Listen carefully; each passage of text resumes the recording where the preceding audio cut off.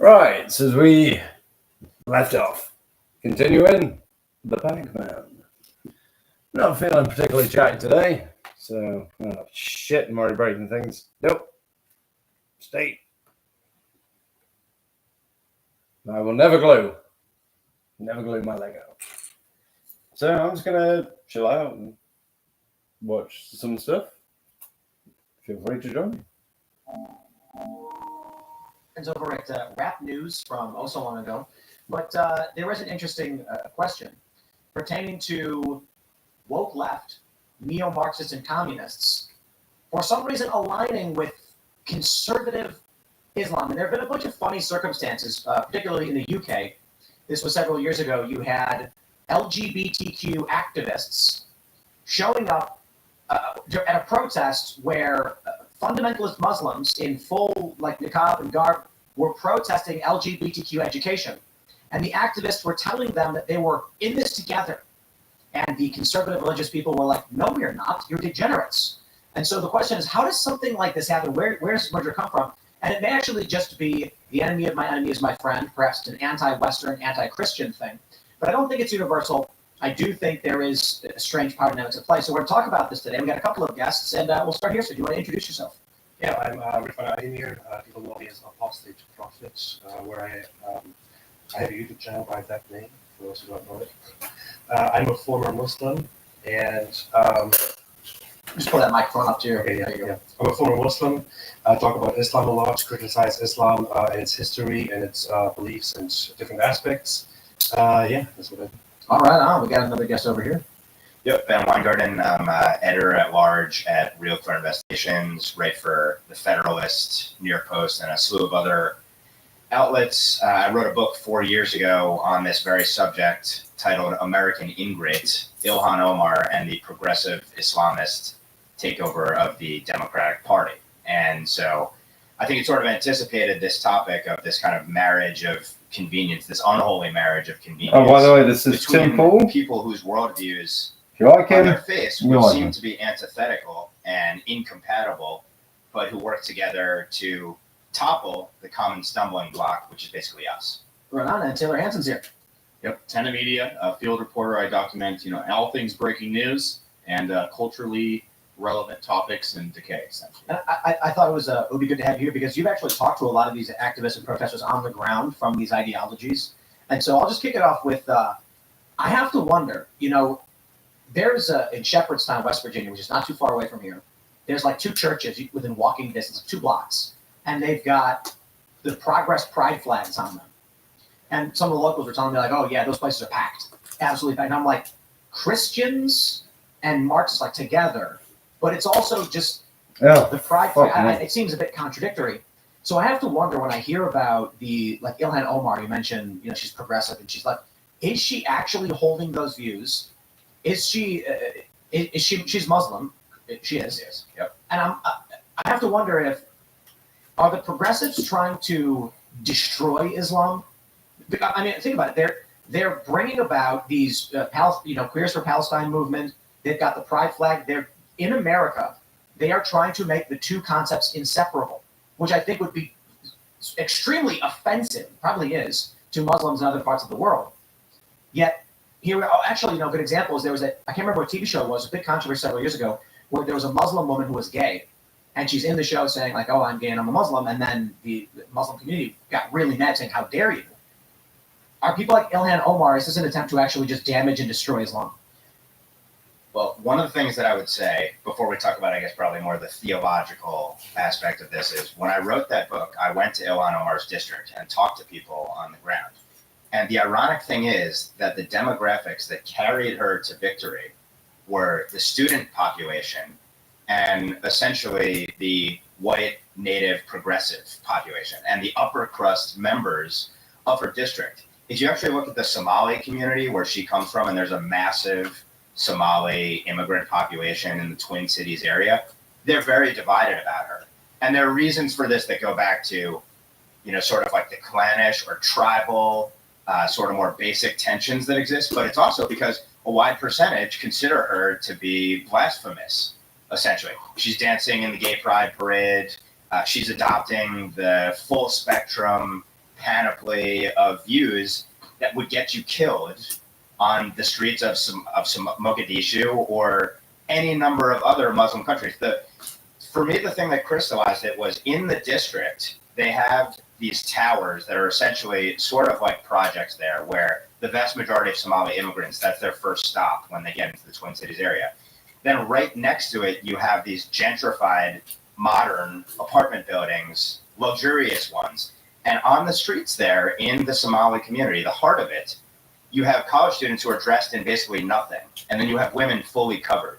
Coexisting is the key word, because that's all it is, side by side. And I think ultimately, some percentage of the populace is able to set aside her blasphemous beliefs and say, Can't put that looking towards down the too common hard, cause, otherwise the whole which thing's is just going to ultimately explode on me. power. And then at the end of the day, they have to duke it out to see who wins. And the last point I make is just, when I was at Columbia University, I saw Israel Apartheid Week every single year. And if you look at who the groups were that sponsored it, it was the progressive student groups and it was the Muslim student groups. They work hand in hand because they have a common adversary, and that is sort of the traditional Western civilization proponents. So we figured out it's Israel. The thing that unites these two groups is Israel. One of And Jew hatred. It is, yes. Right. There's actually it goes much further than those divisions.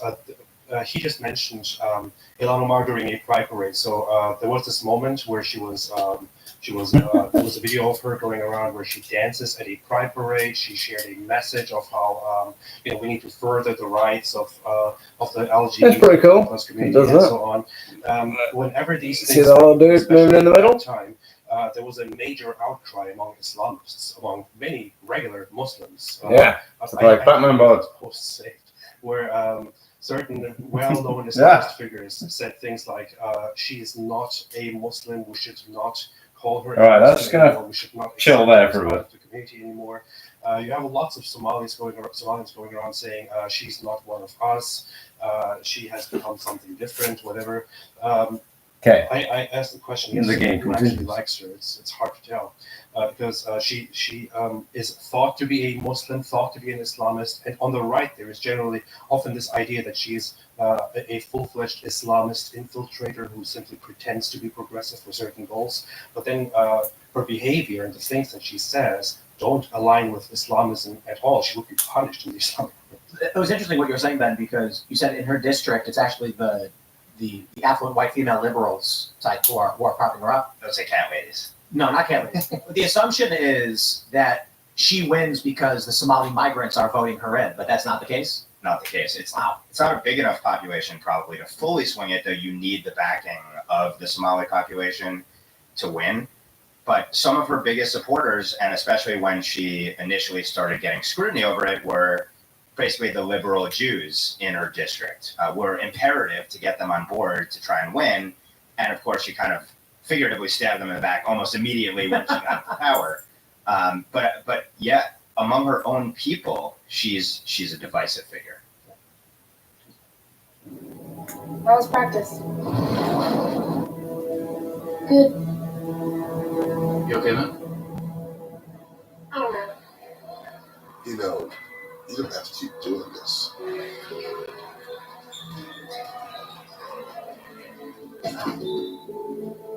Maybe it's time to take a break. Like a break from gymnastics. Hang up. Come on, focus. You serious? Yeah. Switch things up. Not because it's hard. Okay. Or because you don't like getting up at 5 in the morning. I can tell you're doing it for that look on my face. You gotta go find what you love. I want you to do what makes you happy.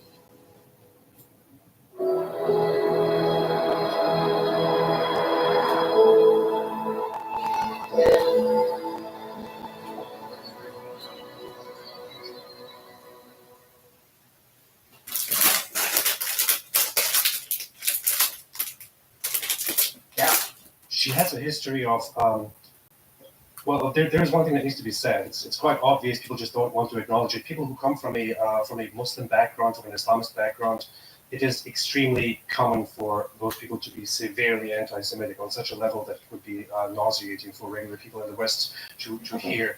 What they say out in public is not even what you. Is not even close to what you actually hear when you are part of the community. So she is one of those people who has publicly said one or two things that are indicative of that. Such as that, all for the Benjamins, certain references to money and power influence of Jews and all that. I would say that she tones it down a little bit in order to appeal to a wider audience. Yeah. And to have progressives and liberals and others generally on her side, but the whole anti-Semitism aspect should not be a surprise. So it's surprising. It's kind of it's annoying, but also I don't know. It's sad to me that certain liberal Jews actually end up supporting people like her. They should know from the very beginning that this is going to backfire. I totally get why Muslims don't like Jews and Muslims don't like Israel. Oh, boy, there's a lot there. But why progressives? Like, why are progressives so anti-Jew and anti-Israel? Like, you can make the argument about Israel being a colonizer or whatever, and that's maybe what they're saying. I don't think it answers all the questions, but why Jews? There's a thing. Among the progressives, there's generally the view that we should be standing up for minorities, for those who are different, for those who are of a different color, those who are marginalized. After 9/11, it was generally directed toward Muslims as a reaction of the right having a stronger or negative reaction toward Muslims. However, when it comes to Jews, there's this completely twisted perspective among Western leftists that Jews are not really a minority in the real sense because they seemingly look white, they pass white, they are part of the stronger dominant culture. So they're basically like Christians, which is why we can talk trash about them as much as we want and also oppose them as much as we want. And they buy very much into this whole narrative often presented by Islamists That makes more sense. Jews, or that Zionists are colonizers and oppressors, and to them they just say Zionists when the Islamists say Jews. I would say, I guess I have a friend, I haven't seen him in years because as politics get crazier, but they were fairly lefty. And this is out in California. And she had a painting at her house of, it was like the Obama poster of like hope, but it was a Muslim woman. And I forgot what it said on it, but I was just like, oh, that's interesting. And she's Jewish. And she's got like, her grandma's like, does like pictures of her when she was young and there's Holocaust stuff. And it's like, she has like a cure cabinet. And I asked her, I was like, how come you have like the Muslim thing? I don't know, no beef. I don't know. I'm just curious because you're Jewish.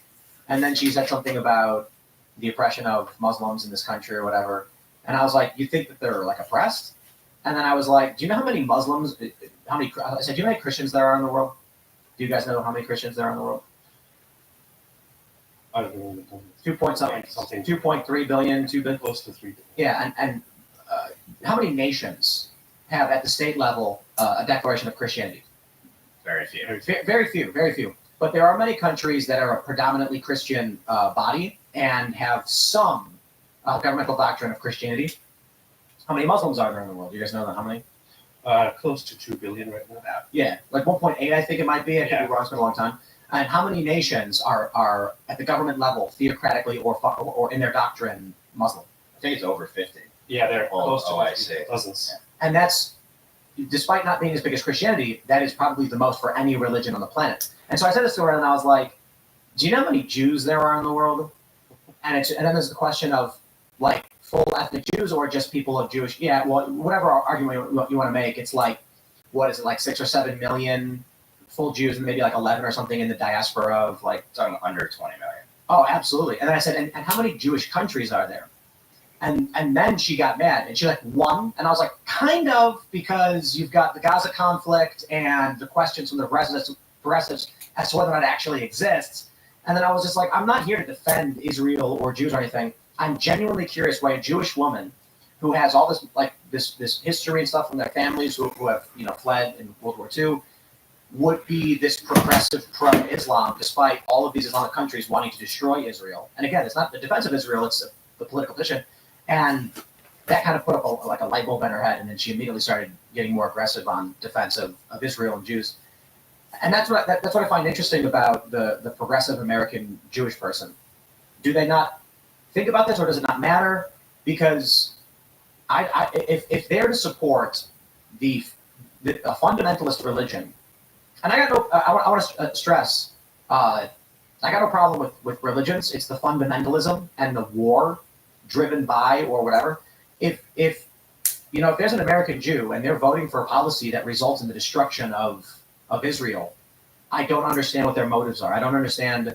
Are they not concerned about this?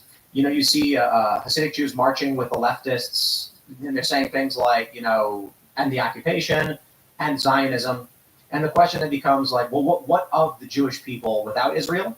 Are you just a diasporic population at that point that becomes kind of an afterthought, kind of just like a background to your history in whatever country you're in, or what?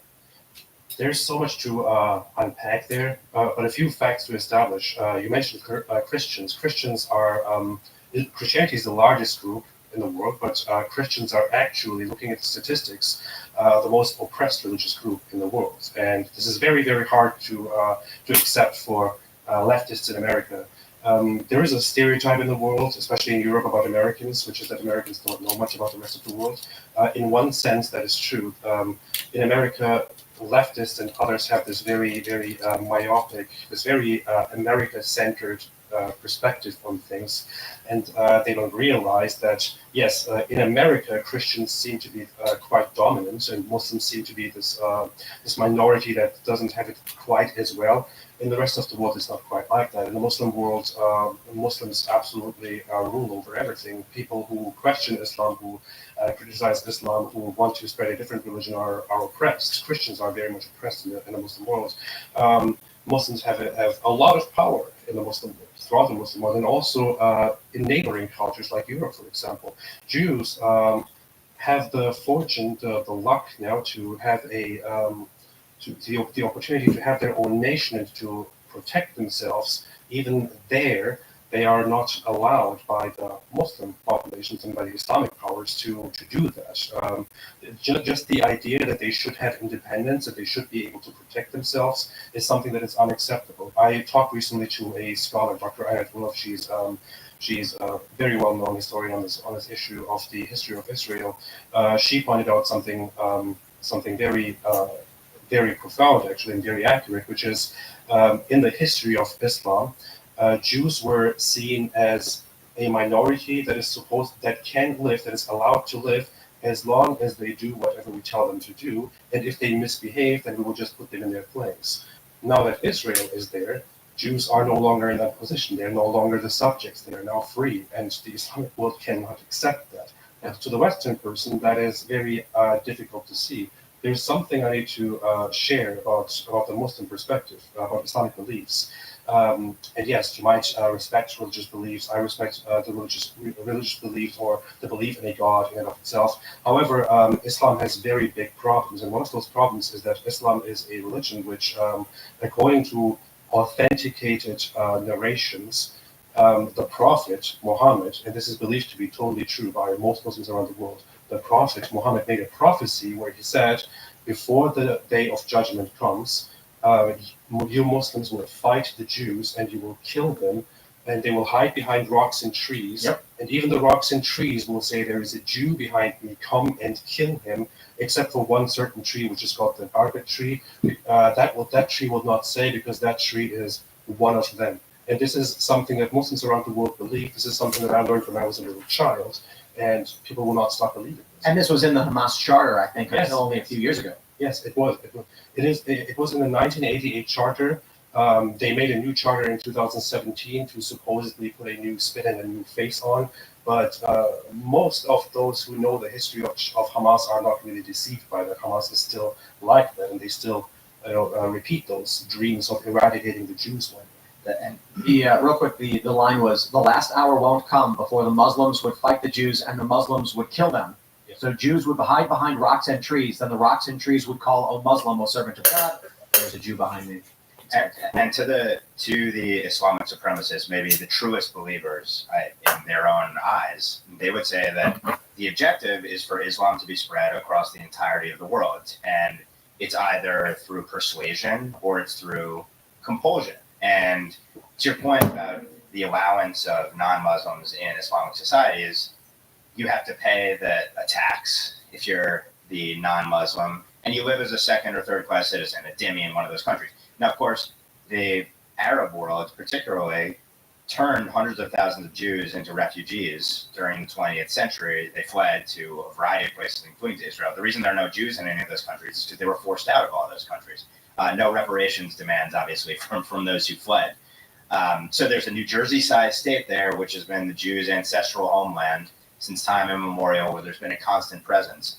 But the neighbors surrounding them cannot tolerate that, to your point. They can't tolerate Jews living in their own homeland in a place that was basically Well, they insular. conquered it. Right.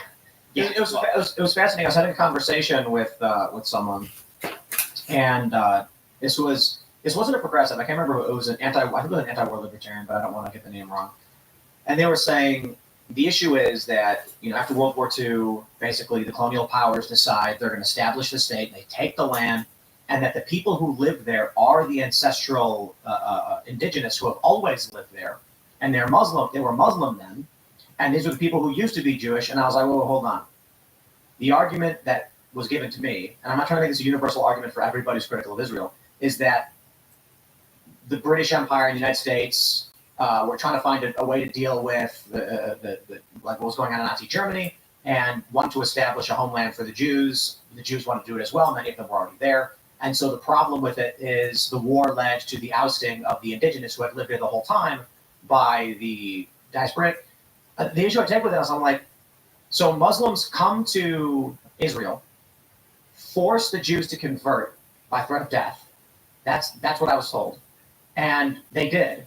And now they're there. And so when Jews who were forced out refusing to convert return and win a war and take the land, that's wrong, but the first one wasn't. I don't understand this argument that it's that the land was historically theirs when what we're talking about is eons of conflict that started with an invasion of this land. And we're also, I would just say, for the sort of ground table setting, it wasn't that World War II caused the creation of Israel. I mean, you can go back to the Balfour Declaration, you can go back to other documents in international law, and then the biblical and the ancestral ties. But then even the narrative of the Nakba, which the Arab world calls a catastrophe when Israel, modern Israel, is established. If you look at contemporary accounts, including from Arab accounts, the Jews did not force the Muslims out of Israel. In fact, it was the surrounding Muslim countries who said, leave Israel. Right after this state is formally established, we are going to attack. And Israel was at war immediately from the modern founding. And let me just say one more thing, because we didn't really get to that whole, how do you explain that Jews support policies that lead to potentially a second Holocaust? As the resident Jew here who will speak and try to give the psychoanalysis of this. Okay, cool. For liberal, left-wing, progressive Jews, and it's really the less religious a Jew is and the more secularized, typically, it correlates with more progressive. For them, the religion of Judaism Cool. is I like it. equivalent to social justice and progressivism.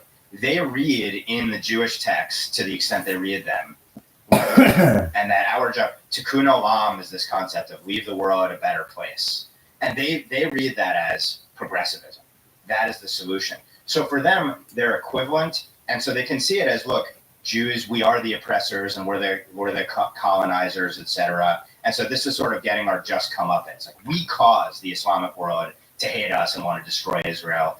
However, if you notice, the religious Jews, and you mentioned the Hasidic Jews who go out there and are the useful idiots for them, it's a very small sect of them that go out there and do that.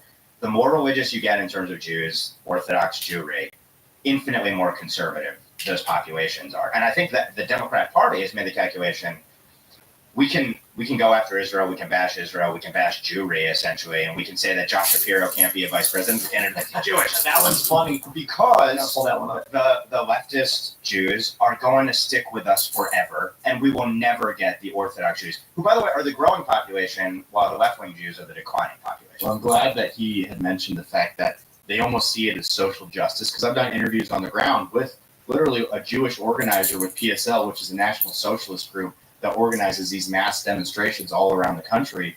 And I asked him, I was like, okay, where does this alliance really come from? I said, because, you have the Queers for Palestine, this movement, that's the movement that I mentioned. He says, well, when you look at it from a broader spectrum, it's all one struggle. Well, we're all essentially destroy colonialism, which we have seen with, what they say the Nakba was, and then the trans issue and everything in the United States. They see that we are basically occupiers. So that's really like where it ultimately goes in the team up there, is they all see it as social justice issues, whether it's in the Middle East or here in America. And the ultimate goal of it is revolution of some sort in the end. So you look at the history. I do want to talk about the Josh Shapiro thing in a minute, but I was talking about before the show. I watched a video about the jihad versus the Crusades, and the jihad was over 1,000 years.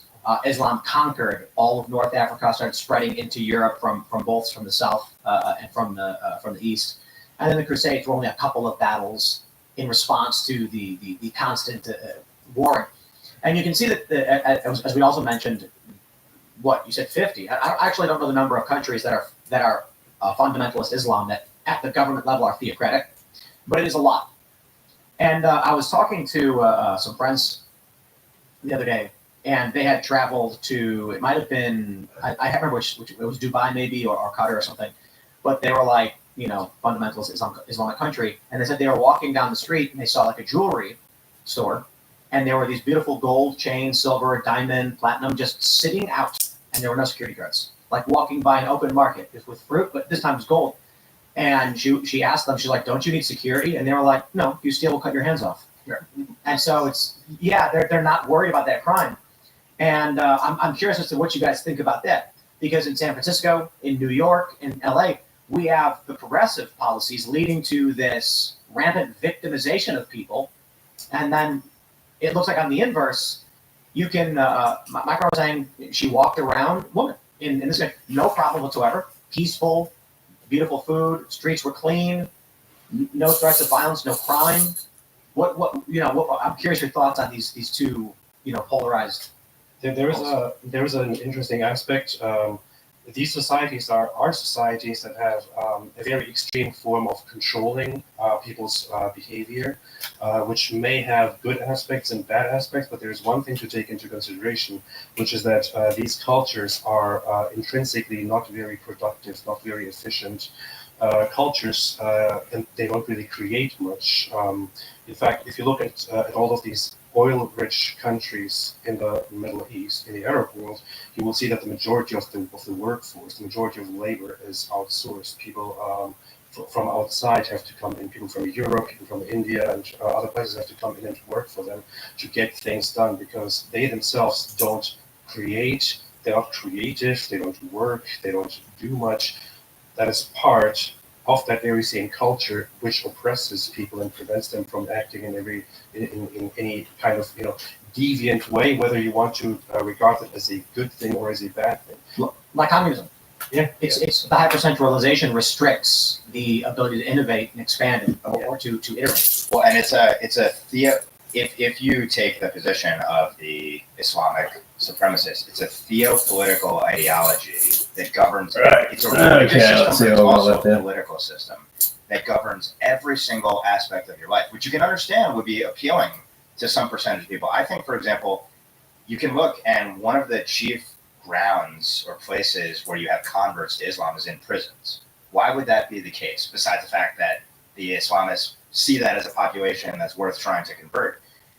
This provides complete order in your life. Everything you need is right there in the religion to govern every single aspect of your life. This gets to Sharia speech codes, which is the most anti-free speech sort of system that you can impose. This obviously gets to the penalties for stealing, and it gets to how you conduct every other aspect of your life as well. And that is analogous to the left. I mean, the left wants to control every institution and then use that to have power over your life. But to what end? They go to different ends, and the means to get there are different. And there's one quote to me that brings it together from Yasser Arafat back in 1969, who's sort of, kind of the founding father of Palestinian Arab jihadism.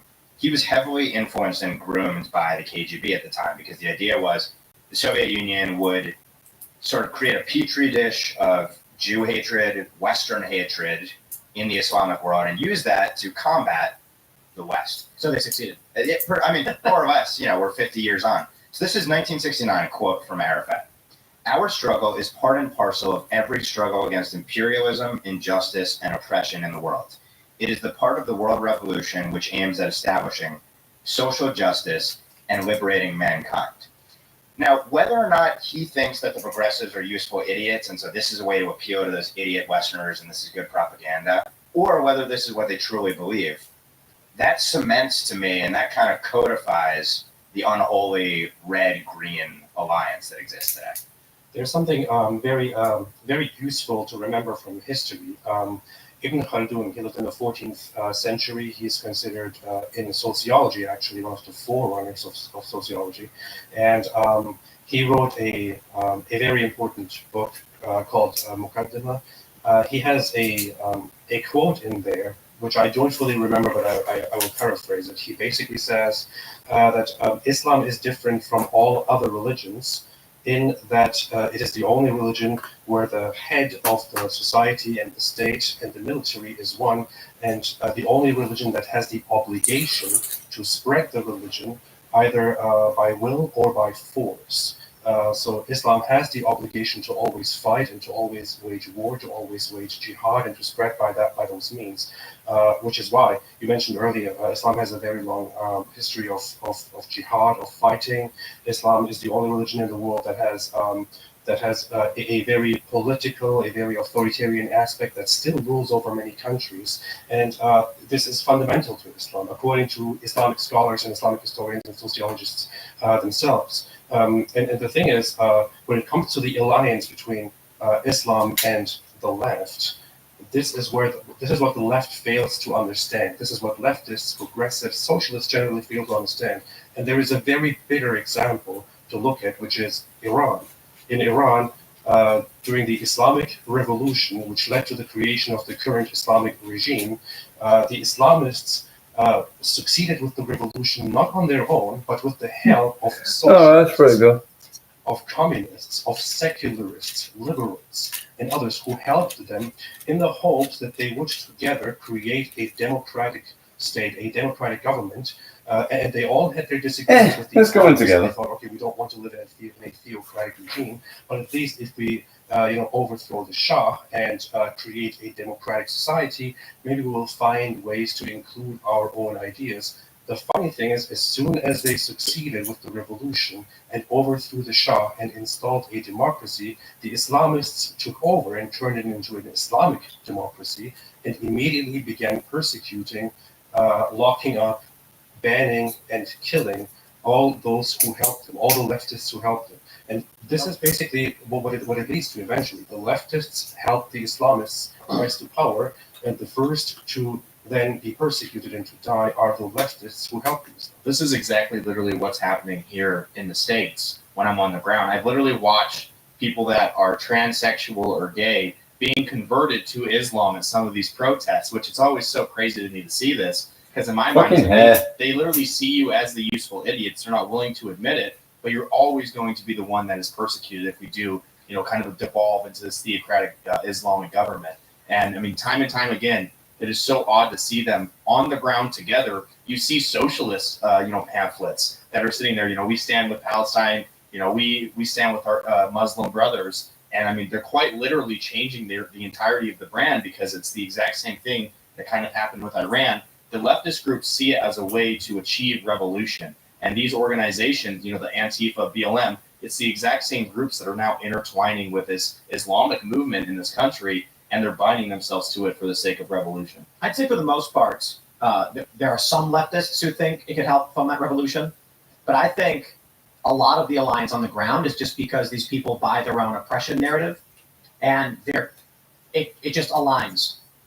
Brown people in a non-Muslim majority country are the minority and therefore are oppressed. Therefore, they're the good guys. Which is funny because white people are literally now the minority, but they will never actually say that or admit to it in this country. Well, not nationally, not yet, but at this rate, we're going at this rate, very, very soon, much sooner than people realize.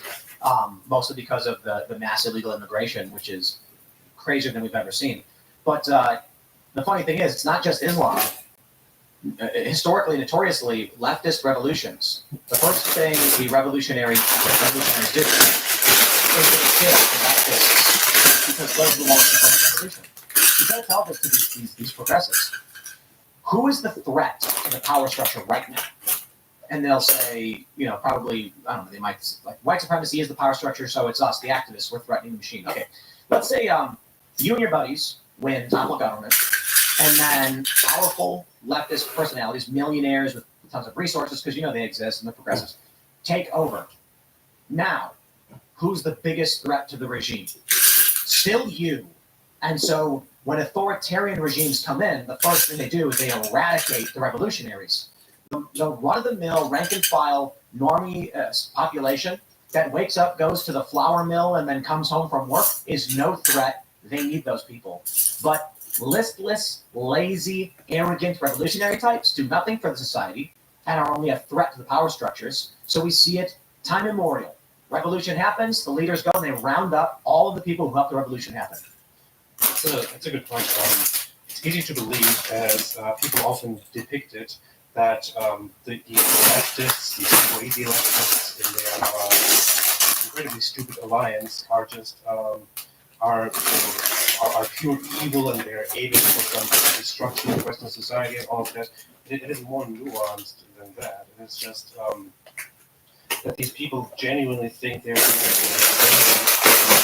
they're genuinely compassionate, and they're pursuing justice by standing up for those poor oppressed people, poor minorities, and all of that.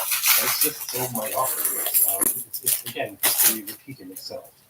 And these people, in their pursuit of justice, shooting themselves in the foot and also harming the rest of us in the process. And you can see this with the current movement of pro-Palestine, free Palestine. We have people waving Hamas flags and spraying Hamas on monuments.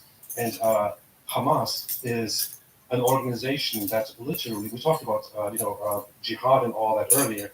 In English, they are more reserved in their language. Oh yeah. To appeal to the public. In Arabic, very important. Hamas has a public speaker named Fatih Hamad. He's also in charge of Al-Aqsa TV, which is the national TV of Gaza. This guy goes out and speaks. Only a few years ago, he gave a speech where he said, in 4 years, brothers and sisters, our goal will be accomplished. The first step is to cleanse Palestine of the filth of the Jews. Wow. And the second step is then to establish a caliphate to expand from here. So remove the cancer, he repeats, of Jews, and then to expand the caliphate with the help of the Muslim community. And then after he says that, he speaks English and goes, "We just want our ancestral homeland that was taken from us." Like, I'm kidding. He didn't literally say it, but this is the narrative you get from all the activists. So I want to pull this story up real quick from Common Dreams. I have a dream. And that dream is that Kamala Harris chooses Josh Shapiro, and the woke left expose themselves because they already basically are, and it causes Kamala to lose the election. Progressives warn against Josh Shapiro as Kamala Harris nears VP choice. They wrote a letter. I think it was 50 organizations signed it. And I wonder what the problem is. Why are the progressives not happy with Josh Shapiro? I think it's because he's Episcopalian. Oh, that could be it. Maybe it has something to do with his last name? I think it's the glasses. Well, as it turns out, they love to mask their real reasons, but they actually did bring up supporting Israel. Yeah, and they said in their letter that Muslim, Arabic, and young people may turn away from Kamala Harris for supporting a Jewish guy. Okay, they didn't literally say that. They're just like, well, his position on certain issues. But John King on CNN did say He's Jewish. Jewish, Absolutely. and that's the issue. Yeah, so that was actually fascinating to watch. He said something like, I don't think she'll get enough votes. Like, she might lose a lot of votes from the Democrats because he's Jewish. And while in the letter, I don't want to mischaracterize it, they're saying his support for Israel and his certain stance. But we all know when the Women's March happened, okay, you guys know the story with the Women's March? And the organizers were saying that the Jews were responsible for this war and the slave trade, and start talking about banks. I'm like, these were Black Lives Matter activists they were organizing a women's march, and the story was there was this Jewish woman who was involved, and she felt like she was being indoctrinated, like they were trying to teach her so she could understand the problem of the Jews and Israel, all that stuff. So it's no surprise now that, they're not too happy with the idea of a Shapiro as a vice president. And while they may in their letters be like, it's clearly about Israel, I guarantee you, 100%, I'd make a bet. You go to one of these progressive protests, and you walk into this crowd of people that are holding up the Hamas signs and say, if you were to say to them, you don't really care about Israel, it's the Jews, they completely agree. They'd say 100%, turn the camera on, they might say something different. That being said, I'm sure you've actually met them who have been outright, it's the Jews. Oh, 100%. I mean, literally multiple times I have talked to them, and you're right when it comes to they won't actually say it on camera. Some of them will. It's definitely in the minority, but then they kind of, if you put a camera in their face, and it's always about progressivism, social justice, we have the same goals. But I want to ask you two your opinion on how you think the DNC is going to unfold if they pick Shapiro, if they tap him in as a VP candidate, because I already think that there's going to be, a small scale riot there. There's going to be some unrest just for the sake of, you have the pro-Palestinian group that is going to rally in numbers. They tried suing the DNC because they're upset that they can't protest, super close in the boundaries they want to, and the DNC is like, why would we let you guys anywhere near this? Like, you can go protest out here, which I do think it's going to kind of spill over into the actual DNC area and kind of get violent. But it's just they're just going to say that this is a confirmation that the Jews, the Zionists, control everything. So I don't know how they can police their own voter base. There's been reporting for months suggesting that there's going to be massive unrest. If you want the Democrats to lose, then you're hoping for 1968 on steroids. The counter would be that you have a Mayor Daley, which does not exist now in Chicago, actually cracking skulls on the ground. And I cannot fathom that happening. It would be the worst imagery possible for them. It goes against everything they believe in. Oh, they'll do it. They don't care. Well, literally in DC, the park police and everybody that was actually attacked, at the anti-Netanyahu protest that turned into a mini-scale riot, they had orders to basically allow a certain level of vandalism or violence and then not to push back super hard. So we already kind of see this within certain police departments where, like, we can't have, the cameras on us. We can't do this because this movement is too big. There's a lot of media that's kind of backing this movement up. So it's very interesting. But I think at the DNC, you're probably not going to see as lighthearted police officers. I mean, this is Chicago. These guys are ready to rumble. So it's going to be interesting if we start seeing, the cracking of heads and, tear gas deployed, whole 9 yards. Remember, this kind of started with, and probably didn't start with, but one of the inflection points was, I think, in Baltimore, where they said we need to give people space to destroy. Yep. Which is insane. That was and it probably started before that. Is that BLM? I think it was like Freddie Gray, maybe. Yeah, he's the guy who was given the nickel ride, they call it. Yep. Where they put him in the back of a wagon. They didn't train him down. They started hitting the brakes, and then he broke his neck and died or something. And then they said, yeah, we need to give them space to. I heard the exact quote. Let me see if I can pull that one up. But basically, they're burning down buildings. Yeah. I don't think one thing to add is if they do tap Josh Shapiro in, my view on the protesters that are going on the ground in mass, I don't see them as voters, honestly, because they realize that both sides are going to be hyper pro-Israel regardless of who gets in. That's kind of where the uniparty, kind of collides is, you have the exceptions. You have the Rashida Tlaibs, the Ilhan Omars, the Thomas Massey's on the right that kind of come together when it comes to not funding foreign wars, not funding Israel. But the large majority of both sides are going to be hyper-Israel. They're going to have hyper-pro-Israel policies. They're going to give them money. So I can't really see a lot of this, demographic, whether it's the socialist organizations or, the actual Muslims on the ground, picking a side when it comes to who to vote for, because it's a lose-lose situation for what they want as their end goal. the problem is that the Democratic Party has just has really turned into a cancer at this point. And even if that is not a serious voter basis, you can see that over the last year, especially the Democratic Party has very much given in so much to what people say on college campuses, to what they say in the streets, their public statements, their for political moves in international affairs and all of that have been seriously affected by crazy people protesting in the streets, crazy people having a say online, and this is actually a massive problem. So I did pull up the quote. She said, It's a very delicate balancing act because while we try to make sure that they were protected from the cars and other things that were going on, we also gave those who wished to destroy space to do that as well. And we worked very hard to keep that balance and put ourselves in the best position to de-escalate. I want to stress something for everybody. I was there during the riots. I was in Ferguson during the riots. And the most important thing you need to understand about the progressive left, they wrote a story. I'm actually going to pull this one up. It's called In Defense of Looting. And it became a book. It became a book. Here you go. They turned it into a book. In Defense of Looting. So it's about the Ferguson unrest. When the rioting was happening, and you had a lot of people on the right criticizing the riots, the left instinctively just said the right is wrong, riots are good. The voice of the unheard. Looting is good. And what they said is that these are people who are rising up against an oppressive capitalist class that is kept from them. And looting is an act of revolution because when they take from these stores what they want, they are telling the capitalist merchant class that they can take those resources which are owed to them. Only problem? These were small local businesses owned by the community, and actually being there in Ferguson, there was one instance where, and Al Jazeera was there too, several young black men linked arms to protect the liquor store, corner store, and they kept getting off. This is where Michael Brown went in, stole the cigarillos. Several young black men linked arms and were standing in front of it. I was up there filming, live streaming, and a reporter from Al Jazeera walked up and asked the young man, "What are you doing here? Why are you here?" And he said, "The people who are looting our homes don't live here. They've come from other cities, they've come from other parts of St. Louis, and they're taking advantage of what happened here to rob our stores." In one instance, a cop, the street is shut down. People are dancing in the street. There's no real violence.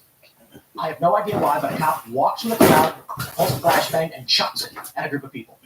As soon as that bang goes off, a bunch of people run full speed to the stores, smash all the windows, and steal everything and start running away. Something funny happened when those young men were linking arms to protect that liquor store, which I think was just after this. One of the guys who was talking, his phone rings, and he's like, "Oh man, it's my mom." And the reporter was like, "Give me the phone, give me the phone." And he answers it and talks to the guy's mom, and she's like, Where is my son?" And he's like, "He's here on West Florissant." She's going like, "Oh my God." And he's like, No, ma'am, your son is being very responsible. He's protecting the store. He's being a very good member of the community.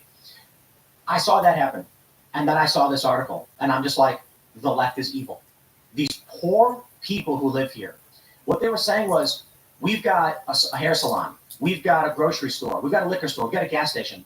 These other people have destroyed our community. For what? For what reason? They don't live here.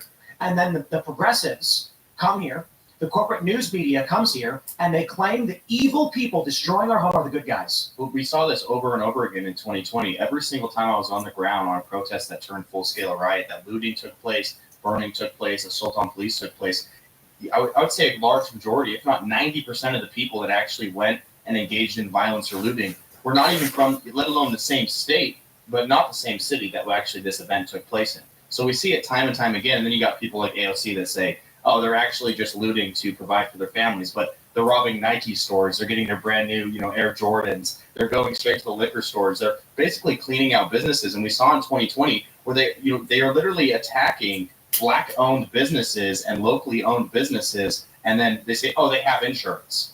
And that's the way that they justify this. It's insane. And then you had, in the Summer of Love, there was a black man who was a firefighter who saved up money to open a bar and grill, his dream, and they went and destroyed it. He's on camera crying, and as they're interviewing him, people are stealing the safe from his store. And he's going like, why? Why did this happen? It was my dream. And then the next day, the activists came back and burned the building to the ground, and his insurance didn't cover it. He ended up getting a bunch of money from a GoFundMe. I hope everything turned out well for him. But a bunch of these businesses, one of the problems with insurance was that insurance doesn't cover rubble removal. There's something to that effect. There's a cap. So they're like, oh, yeah, sure, we will pay to bring the building back, but we ain't paying to remove the rubble. I would say this is sort of the logical endpoint to where the Great Society started. You can look at Thomas Sowell has written about this, and others have written about this as well. All of the trends in Black America were positive going back to, if you look at from the 40s into the 60s in terms of wealth creation, education levels, family dynamic, etc. After the Great Society, from that point on, you have the breakdown of the black family, the breakdown of the black community, and all of the policies that were pushed supposedly to help inner city blacks primarily ended up leading to the destruction of those communities. And now we're at the natural endpoint, which is more policies supposedly to help, which actually lead to the destruction of, at this point, just basic everyday civilization and existence in terms of criminals can do whatever they want, less than a slap on the wrist, you're back on the street tomorrow. And then all the way to Khalid Sheikh Mohammed, we're going to cut a plea deal with you. But if you're J6er, your life is over. If you're Donald Trump, we're going to conjure up crimes again. Well, now look at the final evolution of it is almost like a permanent welfare class, and then only makes that line of people in an even worse off area, and then you get the drug issues. They just keep inserting things into this community under the aspect of reparations for this community, or we're going to social justice issues. And sidebar, it's worth noting that I'm pretty sure Kamala Harris's husband is Jewish. So this whole thing is interesting, and then she's going to probably tap, Shapiro. I need some stickers. So I think the Palestinian protesters and this kind of crowd, which is in mass, is going to be in a very weird conflict once they realize what's actually going on in the Democratic Party. I think it makes perfect sense. I'm not Shapiro for two reasons. Democrats are losing Jewish voters over Israel. I'm just wondering, this is their gambit. They could lose progressives or restore their voting bloc among the Jewish population. The question then becomes, which one is larger?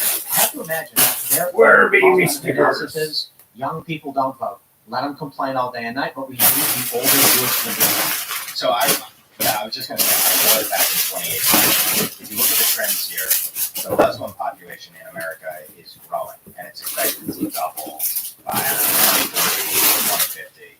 And it's going to vastly outweigh the size of the Jewish population. As I also noted before, the Orthodox Jewish community is not voting Democrat. It's growing, and it's never going to vote Democrat at this point.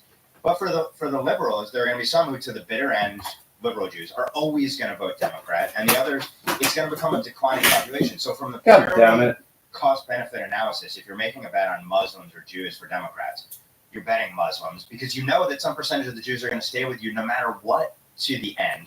Shapiro, and this gets to the bigotry aspect of this, and maybe you can assume ignorance in good faith, but Shapiro himself has said, and I quote, "I personally believe Benjamin Netanyahu is one of the worst leaders of all time." So that's Shapiro's position, but they still hate him. So if that's the case, I think that kind of points to the asinine nature of it. This narrative is actually quite funny. Yesterday, someone super chatted Tim Castello saying, use your money to do good or something like that. Use your power to do good. And I said, what does that mean, right?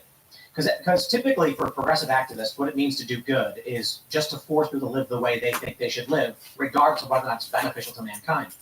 And so my attitude, what I described is we want to find the middle ground somewhere where you've got meritocracy, decentralized power structures, but some power structures that support stability. So you don't want to go full authoritarian, you don't want to go total anarchy. Some people might have to go anarchy, but I'm not a fan of that. Somewhere in the middle.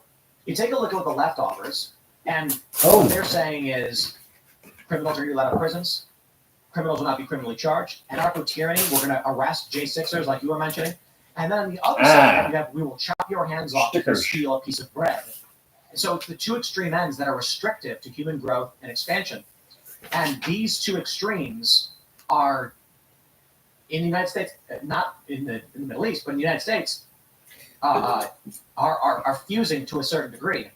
But with that being said, we're talking about these cities falling apart. I'm wondering if Muslims in the United States, actual Muslims, actually want to support leftist ideas and are voting for these people.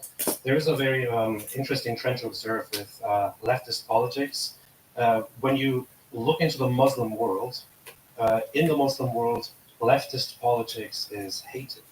In the Muslim world, leftists and Islamists generally hate each other. They despise each other. Leftists generally fight against the Islamic hegemony and the Islamic supremacy and are more pro-West. When it comes to the Western world, however, you see this the ugly alliance that we are talking about between Islamists and the leftists. And in this case, when Muslims vote left, for example, in the UK, we had some very bizarre developments recently during the elections where Islamists who went out and shouted Allahu Akbar, Jihad, Caliphate is the only solution, went with the Green Party or Labour.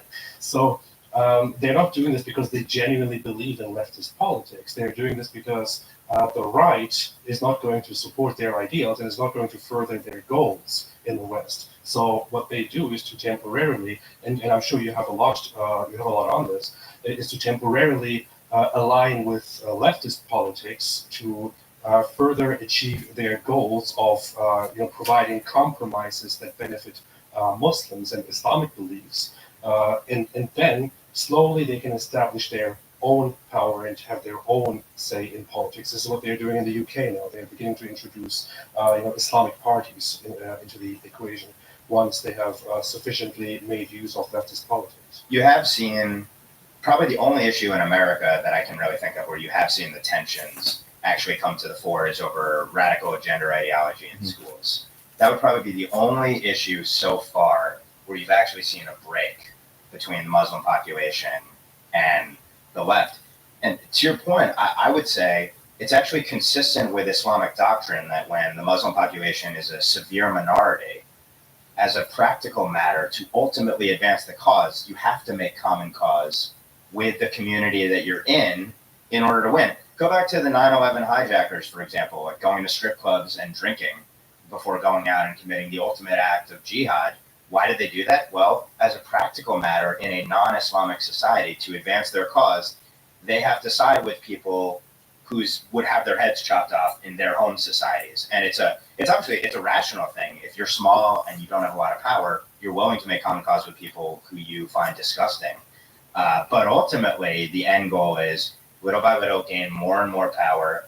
And you can go back to, there's document from the Muslim Brotherhood in America dating back to around 1990, this explanatory memorandum from one of the senior most members of the Muslim Brotherhood in America. And the Muslim Brotherhood is the tip of the spear of Sunni Islamic supremacism, from which Hamas comes. And you could point to Al-Qaeda and pretty much every single major Sunni Islamic supremacist group.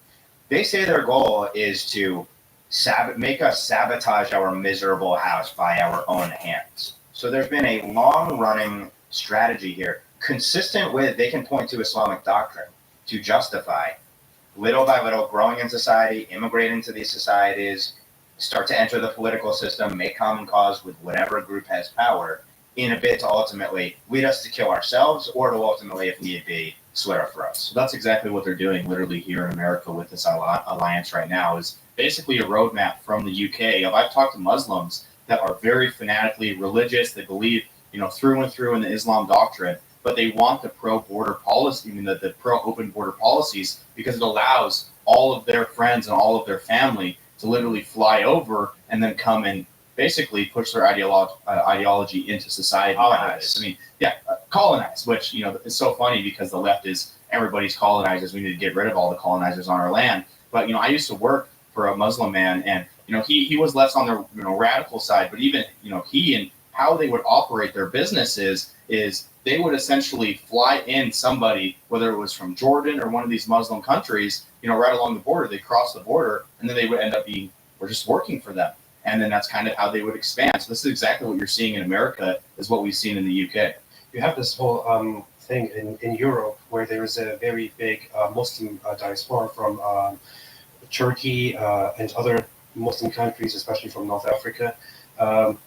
A lot of people who are in Europe and who can vote for a party in Europe, but also for a party in their home country, like Turkey, for example, will often do something very similar. They will, where they are in Europe, they will vote for a leftist party. However, when they vote for a party in their home country, they will vote for a conservative Islamic party. This is a very, very common trend. It just tells you everything you need to know about. But maybe the real issue is that the authoritarian fundamentalists see leftism as a destabilizing force in their enemy nations. That's exactly what it is. That's what it is. Because that's what it leads to. We talked earlier about how Kamala Harris in her campaign and the pick for VP would proceed, and whether they would appeal to the progressives or the Jewish voter.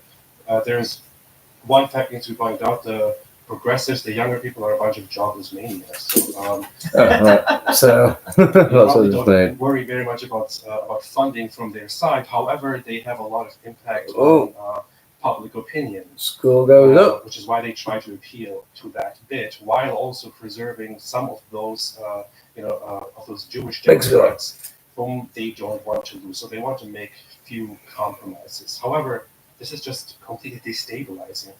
Trying to, bit by bit appeal to both sides, but throwing out any, relevant stable values.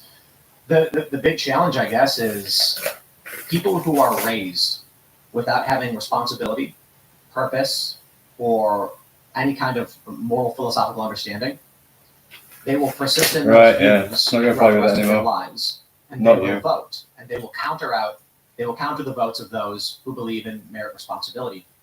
And I think what we're seeing here in the U.S. is that with the expansion of the welfare state, as often as we've continually done it, and the tax base, and then with the rise of universities, we have created a generation split where half of them cannot function on their own, do not want jobs to be productive, and think food just exists. Quite literally, many of these socialists think that food just exists. It's a human right. That's their view on it. Well, they think that there's so much food, there's too much food, and the only reason that poor people can't have it is because rich people don't want them to. You guys ever seen that movie Elysium? Yep. Have you seen it? Okay. Matt Damon, like everyone on Earth is a wasteland of limited resources and overpopulation. Everyone speaks Spanish.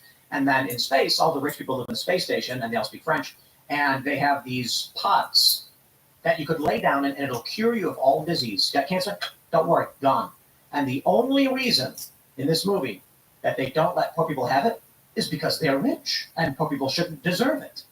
And so at the end of the movie, they literally just give everyone, they bring the pods down to Earth and everyone's like, yay, now we're going to be healed and we're going to live forever. That is the leftist worldview. That rich people are just evil and intentionally doing these things.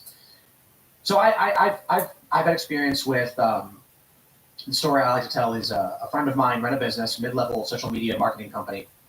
And as he was expanding, he started by himself. He went to a local restaurant, he was trying to find work. And he said, what are you doing for Twitter, Instagram, Facebook? And they were like, nothing. And he was like, you got a medium-sized business here. I mean, you're not doing any promotions on social media. Let me run that for you. Here's what I'll charge. And they said, we'll give you a week contract, see what you do. They loved it. Results were great.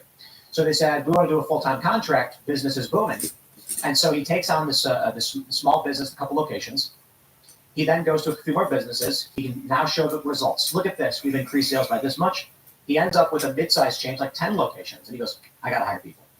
So he goes online, posts Craigslist and jobs and whatever amounts are back in the day, saying, looking for somebody with social media experience, college degree requirement, blah, blah, blah. Hires people. He said, basically the gist of every hire was he would be out doing meetings, trying to get new clients, and he'd get a phone call in the middle of his meeting. He'd ignore it. And then he ends the meeting and he asks, what's the problem? They say, this company posted this thing. People are losing it. The comments are, what do I do? And he's like, figure it out. You're supposed to be managing these accounts. I'm out here. I can't deal with this. Fired. Okay, you can't do the job. You don't know how to manage this. You're fired. So then he puts up another job listing, same deal, looking for somebody who knows. And he kept requiring college degrees, and he genuinely thought getting somebody with marketing knowledge and a college degree was going to get him the right candidate. He ran out of money because it was too expensive to keep hiring and firing people, and they weren't getting the job done, and it was straining his ability to pick up contracts.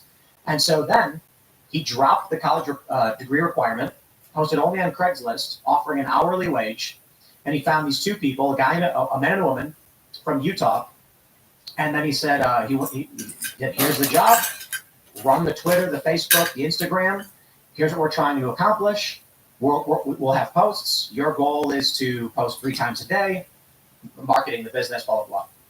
He goes out, he's doing meetings, not a single phone call, and he gets worried. He's like, oh, crap. He comes back and he's thinking it's going to be burned down. They weren't doing their job. Nothing got done. And he walks in and he goes, how'd it go? And they're like, all good, boss. And then he was like, no problems, no problems. And he was like, nothing from the clients. And he goes, well, there was some post they had on Instagram that they posted the wrong thing. People were getting pissed. I took care of it. And he was like, okay. And then he told me, he's like, it was a revelation. The kids who had gone to college had only ever been told what to do. Their teachers, the dean, whatever. It was always, come here at this time, do this thing, and then you're done. Food was always given to them. They'd show up for lunch, the food's pre-made, and the money was coming from somewhere else. And the people he ended up hiring, because he was in Orange County, he was like, it's people who got out of high school, moved to California to pursue a dream. And he was like, you know what I realized? These people were trying to figure out their own problems and solve them, and they didn't go to college. And the college students were just doing exactly what they were told and couldn't solve their own problems. So now what I see is, I love that story, by the way. True story. Shout out to Jeff. What I love about that story is he accidentally discovered the reality of what we are doing with this generation in the universities, creating a generation of people who don't know how to work, don't know where the money comes from, don't know what to do on their own, and we're telling every kid to go to college and gain that experience. They then get out, and guess what? It doesn't matter what cause they latch onto. They will be useful idiots.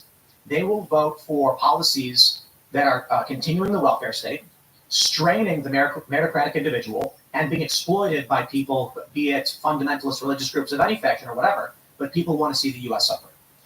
I would bet you if you were to look at the ideology of professors and then teachers from K through 12 onward, that the most left-wing cohort in America is probably in academia, in education. There's a reason they went to the school not quite be the high school yet. Where do your kids or future kids, where are they going to spend most of their waking hours being socialized into society? It's in schools. These are indoctrination factories. And there's probably an inverse relationship between education level and common sense. The more educated you are, the more removed you are from society. And it sort of makes sense because universities are the furthest removed from any reality of what the world is actually like. I mean, they don't have to exist on a capitalistic sort of basis. There's no merit really involved. It's one of the most political institutions possible. So if you wanted to take over a society and indoctrinate everyone in a worldview that leads to massive power for those in government, take over the schools. That is the place. Break down the family, take over the schools, create an economy where half the population or more is ultimately going to have to be reliant on the existing power structure to survive. And you've taken total power, and that's the leftist worldview and where it ends up in a nutshell. Well, that's the entire point of the Rockefeller school system, and that's exactly what it is. Is through elementary, middle school, high school, and then you transition to college, which is the final stage of indoctrination. It literally exists to make you a mindless factory worker. I mean, you're supposed to just take orders, do what you're told to do, and it's so funny that you see, like Tim mentioned, the story of the social media stuff. The people with the work drive, they expect to be told what to do every single step of the way. And you see corporate, companies hiring people with they all have college requirements, and then their social media absolutely tanks. And you see this time and time again. But then you see some Gen Zer who's never gone to college, who just graduated high school, who's making memes for some of these accounts. Like KFC's account is a great example. They spit out memes, and it's hilarious, and it works. It's good for advertising. So it's so funny to see the shift of social media specifically. Is the fact that Gen Z, I'd say, is the best at this. Is like, it's literally just people, these kids that have a work drive, that have some sense of humor, that are now overtaking the entirety of social media and now growing these accounts. There's this whole the culture of entitlement, of saying, I have this job, so when can I be in charge of it? When can I get whatever I want? When can I get more benefits? They have a gender studies degree. Yeah, I really don't want to do much. I really don't want to work hard. When can I get more stuff? This has so much become part of the culture, and this leads back to the whole alliance between the leftist progressive movements and Islam, where you have Islam coming in as a different culture. Imagine the Western world. You have a bunch of people, to make it very simple. You have a bunch of people working very, very hard to create something great here, to create a great culture, create functioning societies, create fantastic cities.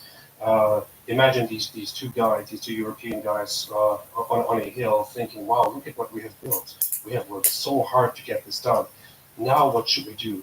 And they turn over and look at the very dysfunctional, the destructive Islamic society that hasn't produced anything, and they think, let's just invite those guys over here, let them live here. And then you have the leftist culture of entitlement, then thinking, okay, those guests, the Islamic minority that just arrived, they don't have to work for whatever is here. they should also be part of it without contributing to anything, because this is what we learn in college. This is what we learn. This is how we grew up. This is our culture. This is what is virtuous, to just share with everyone, to give to everyone without expecting them to put any effort into it. We should just take without working for it. We should just loot businesses instead of building businesses. And those who oppose us are probably white supremacists, even if they're black. How do Islamic nations handle this? Someone who is not working, demanding of the state and community to support them without doing any work. And there are varieties of approaches to that situation. The thing is, in certain oil-rich countries, for example, it is very common to expect foreigners to come in and to work. The rich natives generally don't want to do the work. They just want to spend the money they have through different means to then employ different people. Some countries, I think Saudi Arabia actually at some point put rules in place where businesses are required to have at least such a minimum of local workers, of native workers, which is just a whole reversal of the DEI hire. They have to hire natives to make them work. The oil money also, in a lot of instances, funds a welfare state, and they have a permanent underclass essentially. And also, it's worth noting many of the jihadist groups, including Hezbollah, for example. It's really getting there. John Brennan, for example, former CIA director, would talk about, well, there's the political arm and then there's the military arm of it. They actually have set up social welfare entities within the jihadist groups because, that appeals to the population. Oh. Plus, it gives them plausible deniability. They can say, well, look, we're a political organization and we also, kill the unbelievers. Well, something that's worth noting is whenever I do border work and I'm down there crossing the Rio Grande with immigrants that are coming into this country, whenever I see somebody that is of origin, that is of the Muslim faith, every single time, I have not seen it a single time where it's different. They are dressed out in Balenciagas, they're crossing the river in brand new shoes, wearing gold chains, and it's like, these guys already have money that are coming over here, and then they come over here and they're actually willing to work in society, and then a lot of the times they end up becoming business owners. They're already tapped in to connections here in America compared to like the Venezuelan side or the Honduras side. Venezuela's setting up gangs in Denver, in New York right now, and then the Hondurans are setting up fencing gangs, and they're selling all the stolen goods in California. So, but you see a very weird difference between the immigrants that are coming here. But almost all the Muslims that come here, they already know somebody in America, and they're immediately tapped into some sort of business once they come in to ride here. We talked earlier about virtue and contribution among the different parts of society and leftists and progressives. There's a very interesting data that I recently encountered, which is it studies the charitable contributions by religious groups in America. And the findings are basically that so religious people generally contribute much more in charity, and Christians, as they get more conservative, as they get more traditional, contribute more. The Jewish population, actually, I think 75% of Jews make charitable contributions. It's the highest in America. Secularist people who are non-religious contribute much less than religious people to society. Those who are younger and more educated, more on the leftist side, have make much fewer charitable contributions, which, in my opinion, says a lot about. Well, how much money do they make?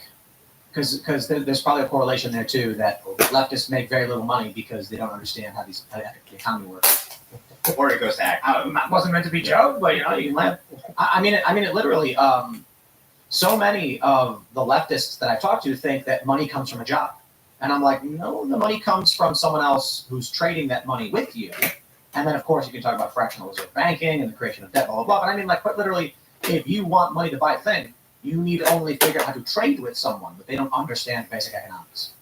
You actually need to serve someone to be able to receive compensation. I mean, and it's sort of, it makes sense Fuck's why, if you were the evil authoritarian force and you were looking to ensure that there wouldn't be any competition, you wouldn't want there to be a functioning economy, because once you actually have to operate in the real world, and then, God forbid, once you start to form a family, all of these developments in your life make it so that the facts of your life are essentially conservative, even if you don't realize it and even if you don't want to admit it. So if you keep everyone in suspended adolescence, essentially, they will never come around to any other political system. If you have to operate in the real world, which they definitely do not want, you're going to have a permanent voter base forever. Well, this is domestication. You know, I watched a documentary a long time ago about cats and dogs. They came to be domesticated. You guys know the story. People think that cats got domesticated because we wanted them for hunting rodents. Not true. Cats are an invasive species that we tolerate. That's just it. They would walk around where we lived, and we thought they were funny and fun, and they would come up and rub your leg, and you'd scratch them on the head, and that's what cats do. They're independent. Terriers are dogs. That's what we bred for hunting rodents and stuff. Dogs evolved through a natural process with wolves coming near human camps and eating the refuse. And the human tribes that tolerated the wolves nearby had less encounters with predators because the wolf scent and urine would keep other predators away. The wolves that were less aggressive towards humans were more likely to feast on the refuse of human camps and survive and have babies. Do that for 10,000 years, and eventually the wolves are walking around in the camps. Humans are totally fine with them, and we call those proto-dogs. And then eventually the humans figured out those wolves are tracking down some animal. Let's go find, too bad for the wolves, though. It was a bull or something, some large animal they couldn't take down, but the humans had spears. They team up. What ends up happening is wolves end up as proto-dogs and then as dogs, and dogs are effectively permanent adolescent wolves.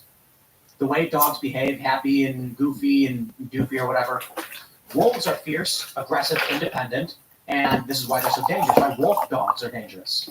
Because you have to command their respect in order for them to actually be willing to listen to you. Dogs love you unconditionally, and they get sad when you yell at them. They're just doing wrong, and they keep their heads down, and they're demure. What's happening now, whether on purpose or otherwise, is this what we're seeing with humans turning into permanent children? Did you know that McDonald's has adult Happy Meals now with toys in them? No joke, toys. Adult millennials going to McDonald's and buying a Happy Meal so they can get their little toy, and then soy mouth on Instagram. It is in essence a form of domestication in turning human adults into permanent children. Well, then you have these, the leftists, they literally see, throughout the food, the water, pretty much everything. Everything's poison. And they're the ones that are engaging in a lot of this and basically taking it, it's always the soy jack memes. And it's a perfect example. Like, these people love soy, they want to eat the bugs, they want to do all these things, but then they go through the college process and indoctrinates them to an entirely different level. But the biggest thing is then they see the owners of businesses that they're working for. They don't understand the economy. They don't understand where the money comes from, but they see the owners as quite literally slave drivers. That's what they see. They think them working a normal 9-to-5 job is equivalent to what slavery used to be, and that they're expected handouts or expected things every step of the way because they simply don't understand how the world actually works. Shout out to SCNR news team. Cassandra McDonald wrote a story. White Dudes for Harris raises over $4 million during a Zoom call on Monday evening. And the image that was chosen by our editorial team is one of the soy jacks. You can pull up that graphic that I made, and it's perfect. Which was on? Is it on? It's on Tenet. Just look up White Dudes for Harris. And holy crap, sitting through 3.5 hours of that call, every single time I'm screenshotting the people that are popping up. And it's like, this is a perfect example of what leftists truly look like here. It's an Antifa, right? Aren't white dudes bad, though? Yeah, that was one thing. Did they actually brand it White Dudes for Harris? They did, yeah, White Dudes for Harris. White identity But listen, politics are now okay. It's funny because they actually opened up with a black man who criticized everybody in the chat, and that was actually a part of the call saying, you got to, we're the oppressed ones, you guys need to do this good thing in a rally. And then they closed with a woman that talked about the same thing. So the White Dudes for Harris call opened up with a black man and then ended with a white liberal. So the message is basically, we are white dudes, we are guilty, Exactly. we're ashamed, and now we want to vote. It's religion. Struggle session. We talked about this last night. Libby Emmons mentioned this. We were talking about how Christians, conservatives, don't vote. Of course, they vote, but not enough. and not relative to the amount of people in the United States. And Libby said because it's not a religion. Christians go to church, and that's a great point. The left worship at the altar of the ballot box. In their politics is their religion, and I don't mean that in a cute way. I mean quite literally. We've been tracking this for a while now with Helen Pluckrose, James Lindsay, Peter Boghossian. They've been talking about intersectionality as a non-theistic religion of the left. And it's all the similar tenets. They have apostasy. They have blasphemy. They have, in essence, these priests of identity politics and wokeness. And when they go to worship and tithe, it's at the ballot box. It's at the universal mail-in vote coming in.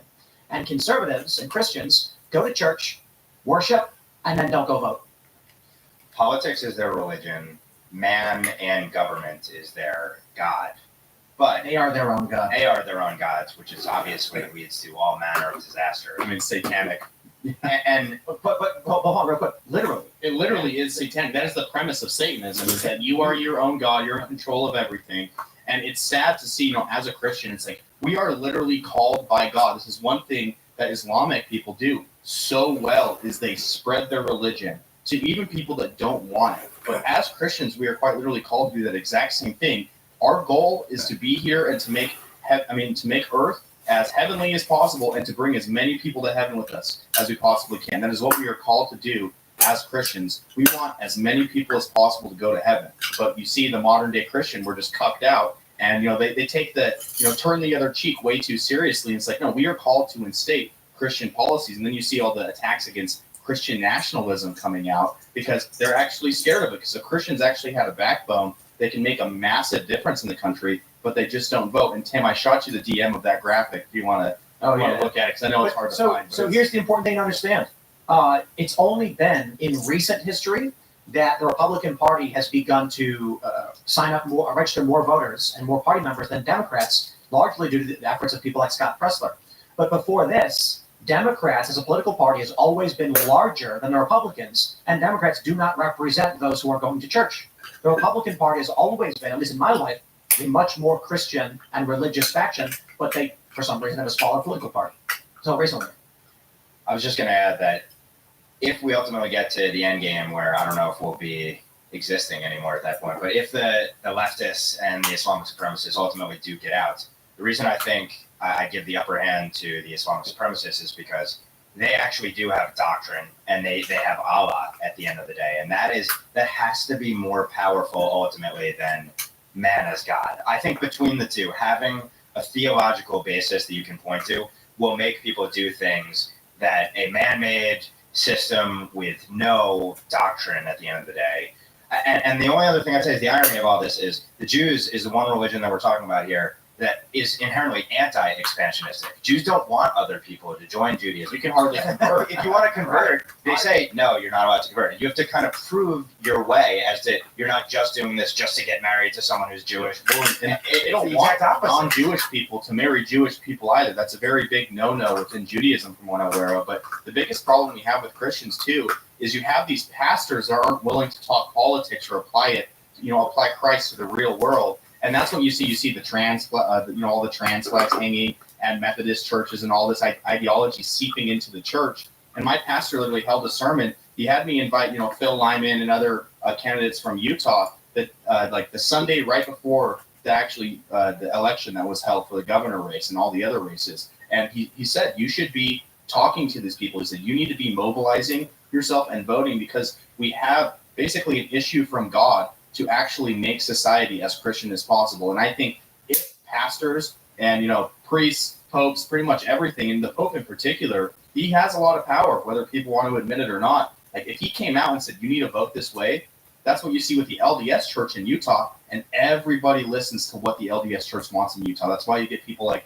Governor Cox and all these terrible candidates propped up. Who would the Pope want Americans to vote for? I think at this point, the Pope is no good at this point. He has been saying some pretty interesting and funny statements recently when it comes to, the gay stuff in the church and the trans stuff in the church. But the Pope is inherently leftist from what I've seen, which is a shame. The thing is, it's very easy to convert to Islam. We're talking about Islam as an expansionist religion, whereas Judaism, for example, is the opposite of that. Judaism has a tradition, a history of teaching. If somebody wants to convert, they are welcome, and a convert is usually very highly valued, but they are supposed to be told 3 times no, so that they can go away and learn and have proper intention. And if they still want to convert, then yes, teach them everything, have them convert, make them part of your group, and so on. With Christians, Christians want to spread the religion, but somebody who converts to Christianity is actually expected to actually change and to act like a Christian. With Islam, it's not like that. Converting to Islam is very easy. You have people, proselytizers in California and other places go around, put up a stand, talk to people. Somebody comes along with before knows nothing about Islam at all. They have a conversation with that person for 5 minutes, and then urge that person to simply repeat the phrase, "There is no God but Allah, and Muhammad is his messenger," and that's it. You are now a Muslim. Now go away, do whatever. One also another problem is, at least the I just want to add, so when it is like that, when you spread the religion this way, and you just make people convert simply for the sake of it, and this is the highest value, that you must spread the religion. When you spread the religion, you are rewarded, and you do it now willingly, diplomatically, otherwise you do it violently when you have the power. This is where you get, and I disagree with the point actually that Islam has a strong foundation, and that Islam would sustain because it has, it is founded on theological or on the idea of God. I think yes, having God at the foundation, having religion at the foundation, at the core, is strong. It is significant. However, Islam is also on the flip side too destructive, too aggressive, too hostile, too unproductive, and also, most importantly, too self-destructive. There's always infighting, there's always commanding, there's always dissatisfaction, there's always a rejection of creativity, which we discussed earlier is very important for a functioning society. And there's always the tendency to self-correct and to persecute eventually those within who go astray, which is why Islamic societies always end up fighting, and then destroying themselves. I would say the left has its problems and has a lack of such a strong foundation, but at least they have the means to further develop and explore different ideas without questioning anything. Well, the problem we see with the Christian voter base too is it is very easy to convert to Christianity too, because the big premise is you take Christ as your savior, and now you're considered a Christian, and that's great. But it's supposed to change your heart, and in turn, that's supposed to change your actions, which in turn should make you go and vote at the ballot box. But most Christians nowadays, sadly, are Christians and Christians in name only. I mean, they don't read their Bible. Right. They actually aren't trying to change the world, which is what they're called to do, because they never actually open up their Bible. They just say, "Yeah, I'm a Christian," but they don't. Nearly done. Shit. Switch to Vodafone. Really upset that I destroyed the book with the sticker. I wasn't going to put stickers on, but fuck it. I'm not taking this thing apart. It's too good. The nation's most reliable broadband technology. You did switch to Vodafone, right? Switch to Vodafone from £25 a month on selected full fibre broadband plans. Okay. Numero 12. You. 2 13s in a right. So the one I accidentally opened early. Win, and then we see if we can improve it. I think that the biological issue, the fertility rates, are going to result in this country either becoming Muslim or Christian. But I think leftism just sort of implodes on itself because they abort their kids or they sterilize their kids. I think we have a problem. Our topic today was mainly focused on the alliance between the left and Islam. However, it's not just the left. The things we pointed out over the last half year or so, we have seen a lot of development. Plenty of spares as well. Of getting into Which the I like. idea that Islam is not actually that bad and we should take common cause and all that, which is a very, very dangerous idea, a very dangerous thing to play with. And I just think that it's important for people to acknowledge this. When we talk about why the leftist Islamic alliance is so destructive and so dangerous, we should also point out that it is just as dangerous when conservatives and certain right-wingers, because of their hatred for Israel or Jews, for example, or for other reasons, come to us and say, you know what, we have learned all kinds of bad things about Islam, but Islam is actually not that bad. We should do common cause, and we should work together to fight degeneracy. And we have certain conservative values that are actually quite good, and the Islamic world does very well with the whole LGBT stuff, and we should adopt that, and we should be like them and all that. No, you don't want to do that. You don't want to go with But that. Muslims are saying that. No, they're. I don't understand the point you mentioned about LGBT stuff. I think they probably lose most Americans if they try claiming they're doing well in that regard. No, you have certain certain right wingers who will say that Muslims are actually approaching blasphemy and LGBT stuff. For sure. And I think this is mostly in regards to like they don't tolerate gender ideology. Yeah. But I'm pretty sure, I don't know if I'm being generous, maybe 97% of this country would outright be like the overarching policies of the Middle East towards gay people is just abject horror. I hope so. Yeah, but they're You definitely. have to respect other worldviews. So, But no, I mean, the left seems to completely ignore the issue. Yep. But there probably are some very fringe elements that like what the Middle East does to gay people. I mean, Iran forces sex changes on people. and to that point, I would say in practice, and this I might differ a little bit in terms of where the Democrat Party is broadly on this with Middle East policy. The Obama-Biden policy and then the Biden-Harris policy was to make Iran the strong course in the Middle East, constrained by where public sentiment is in America. But Israel is in a 7-front war right now, essentially, where, with respect to Gaza, the Biden-Harris administration position is force a ceasefire, exchange whatever hostages remain alive for 10 or 15 or 30 times as many jihadis, let Hamas survive, start the creation of a Palestinian Arab terror state, which is what it would be. Also, Israel, within 1 week after October 7th, don't strike Hezbollah, which has caused tens of thousands of Israelis who live in northern Israel to be refugees in their own country for months on end. And also, when Iran hits you, don't strike back too hard. You want us to defend you, right? You want us to protect you.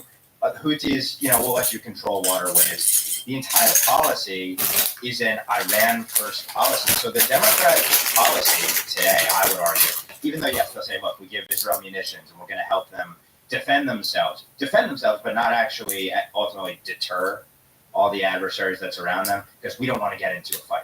We really don't want to escalate. I disagree. I think that's the purpose of escalation. Let Iran do these things so that you can get a casus belli, so that you can go to the rest of the world and say, look at all the horrible things they've done. We better go in. See, I take the contrarian position probably, which is that this administration would never go to war with Iran. And by the way, and let me just say, my position broadly is what the Trump position was, which is starve Iran of their resources, bring the Sunni Arab world plus Israel together to counterbalance and check Iran, so that the U.S. doesn't have to do anything in this region. We can focus on China and other adversaries around the world. But if you look at what the Obama-Biden worldview was, it was, we need to get to a nuclear deal, so-called, which legitimized the nuclear program, which flooded a regime which is a dying, decrepit regime with tens of billions of dollars. I don't think they want an excuse for war. I think they want Israel subdued, and I think ultimately they want it destroyed. You think the Kamala and the Democrats do? Ultimately, look at what the outcome is of the policies that they're pushing. The policies they're pushing are Hezbollah dominance to the north, creation of a Palestinian Arab terror state on two sides, protect Iran at all costs, legitimize its nuclear. And I think that is all lining up a circumstance where they can make the argument, oh, we've tried to be such good stewards and they want to leave us alone. Oh no, now they're attacking us. Oh, help us. We have to go to war. And the counterpoint is with the Joe Biden is an extension of Obama in so many ways. Stuxnet. We can talk about all the deals they're trying to cut, but the U.S. literally waged the United States directly attacked Iran with the Stuxnet virus, blowing up nuclear centrifuges. So the only reason we didn't go to war is because Iran chose not to retaliate, or if they did, it was cyber attack or subterfuge. I think this administration desperately wants war. I think that the Democrats, look, You look at the neocons who fled the Republican Party to the Democratic Party, all of a sudden changed their tune, and all of a sudden are like, we don't actually want to go with Iran. All these guys that flipped on Trump, they were Republicans, and you look at the Lincoln Project guys, you look at these other neocons. These are the people during the Bush administration who were in favor of policies that led to you look at Afghanistan and Iraq. We are surrounding Iran with military bases, and the target was always Iran. General Wesley Clark said there were 7 countries the U.S. wants to invade. Iran was one of them. We didn't get there yet, but we got the rest of them. Granted, we didn't do well in Syria, largely due to Donald Trump getting in office and putting a kibosh on these things. I look at Kamala Harris, Joe Biden, Barack Obama, Hillary Clinton. This is the uniparty establishment. Neocons have joined them because Donald Trump is shutting down their long-term plans. You go back to 2009. You had the report from The Guardian in 2012, and in 2009, the United States government internally decided they were going to invade and remove Bashar al-Assad from Syria. It was very difficult, but lucky for us, the Arab Spring happened, and then there was a civil war, and it just turns out Bashar al-Assad's the bad guy. ISIS rises, and somehow they end up with material. A couple things on the Arab Spring, though. One, where was the Biden administration, Obama administration silent? Iran. Number 2, those regime changes, what did they lead to in every single instance? Jihadist insurgencies. Who did the Obama administration help topple in Egypt? Well, it toppled the relatively secular dictator for the Muslim Brotherhood. In every single instance, those regime change policies, which maybe you would say the neocons, and they probably were for to get democracy. The democracy always and every instance led to more hostile regimes. Right? The West. And I think that's intentional. Absolutely intentional. For what? Ultimately, some kind of massive war in the Middle East. I think which was ISIS. And then who did we side with to take ISIS down? Who was it? The Iranian militias. And it was all the Iranian. And why is it that under Donald Trump ISIS is obliterated, but under Obama it's not? Here's the issue. Real quick, it's because Obama was hoping that ISIS was going to destroy Syria. And what's the problem with Syria? The U.S. has wanted to build the Qatar-Turkey pipeline for a very, very long time because Russia's control over gas prices in Europe. This is why you have the Burisma scandal. It's why there's currently war in Ukraine. It's why NATO wants to gain control of Ukraine so they control the Gazprom pipeline, which is about 20% of the gas into Europe. When Syria said, you will not build a pipeline through our country, the United States all of a sudden went, oh, well, gee, Bashar al-Assad's a dictator. And Syria quite literally stated, we will not allow you to build a pipeline because it will disrupt our ally Russia's gas sales into Europe.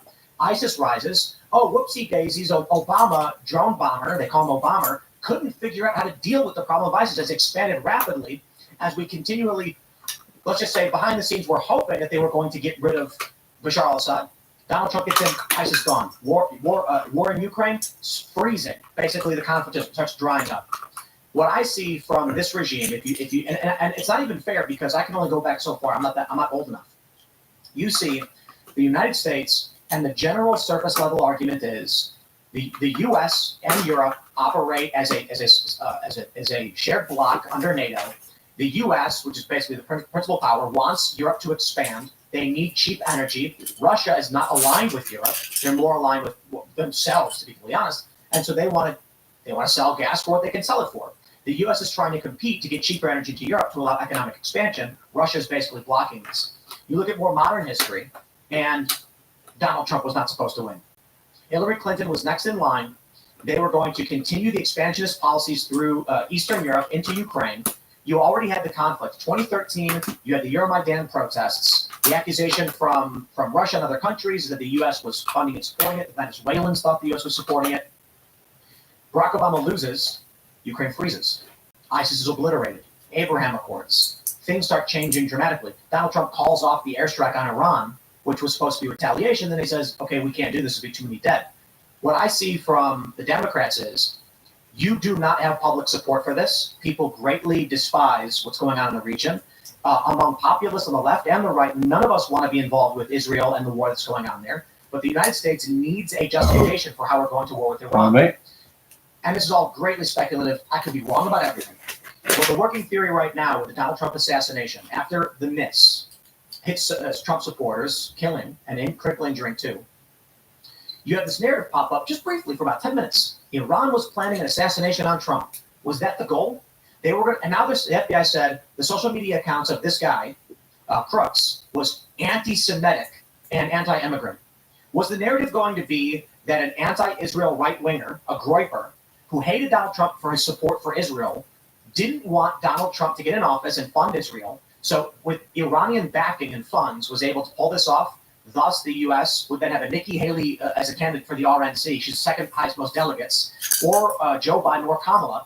And the only outcome then is we have to retaliate against Iran for what they did to Donald Trump. The issue here, Tim, is so Trump was generally anti-war, and we can agree on that. However, there's one thing that he was very firm on, which was that Iran is the bad guy in the Middle East. He had he toured the entire Middle East, went to the Arab nations, went to Saudi Arabia, gave a speech there, and pointed out in that speech, while praising everyone for their contributions and for how everything is going, he said we all know that there is one player that is that is doing all the bad stuff here, basically, and we need to confront them. That is Iran. He was consistently very much anti-Iran, and Iran is according to speculations pretty much terrified of another Trump administration because it would be a stronger United States. The sinister thing is that whether America wants war with Iran or not, Iran actually wants it because it is part of the Iranian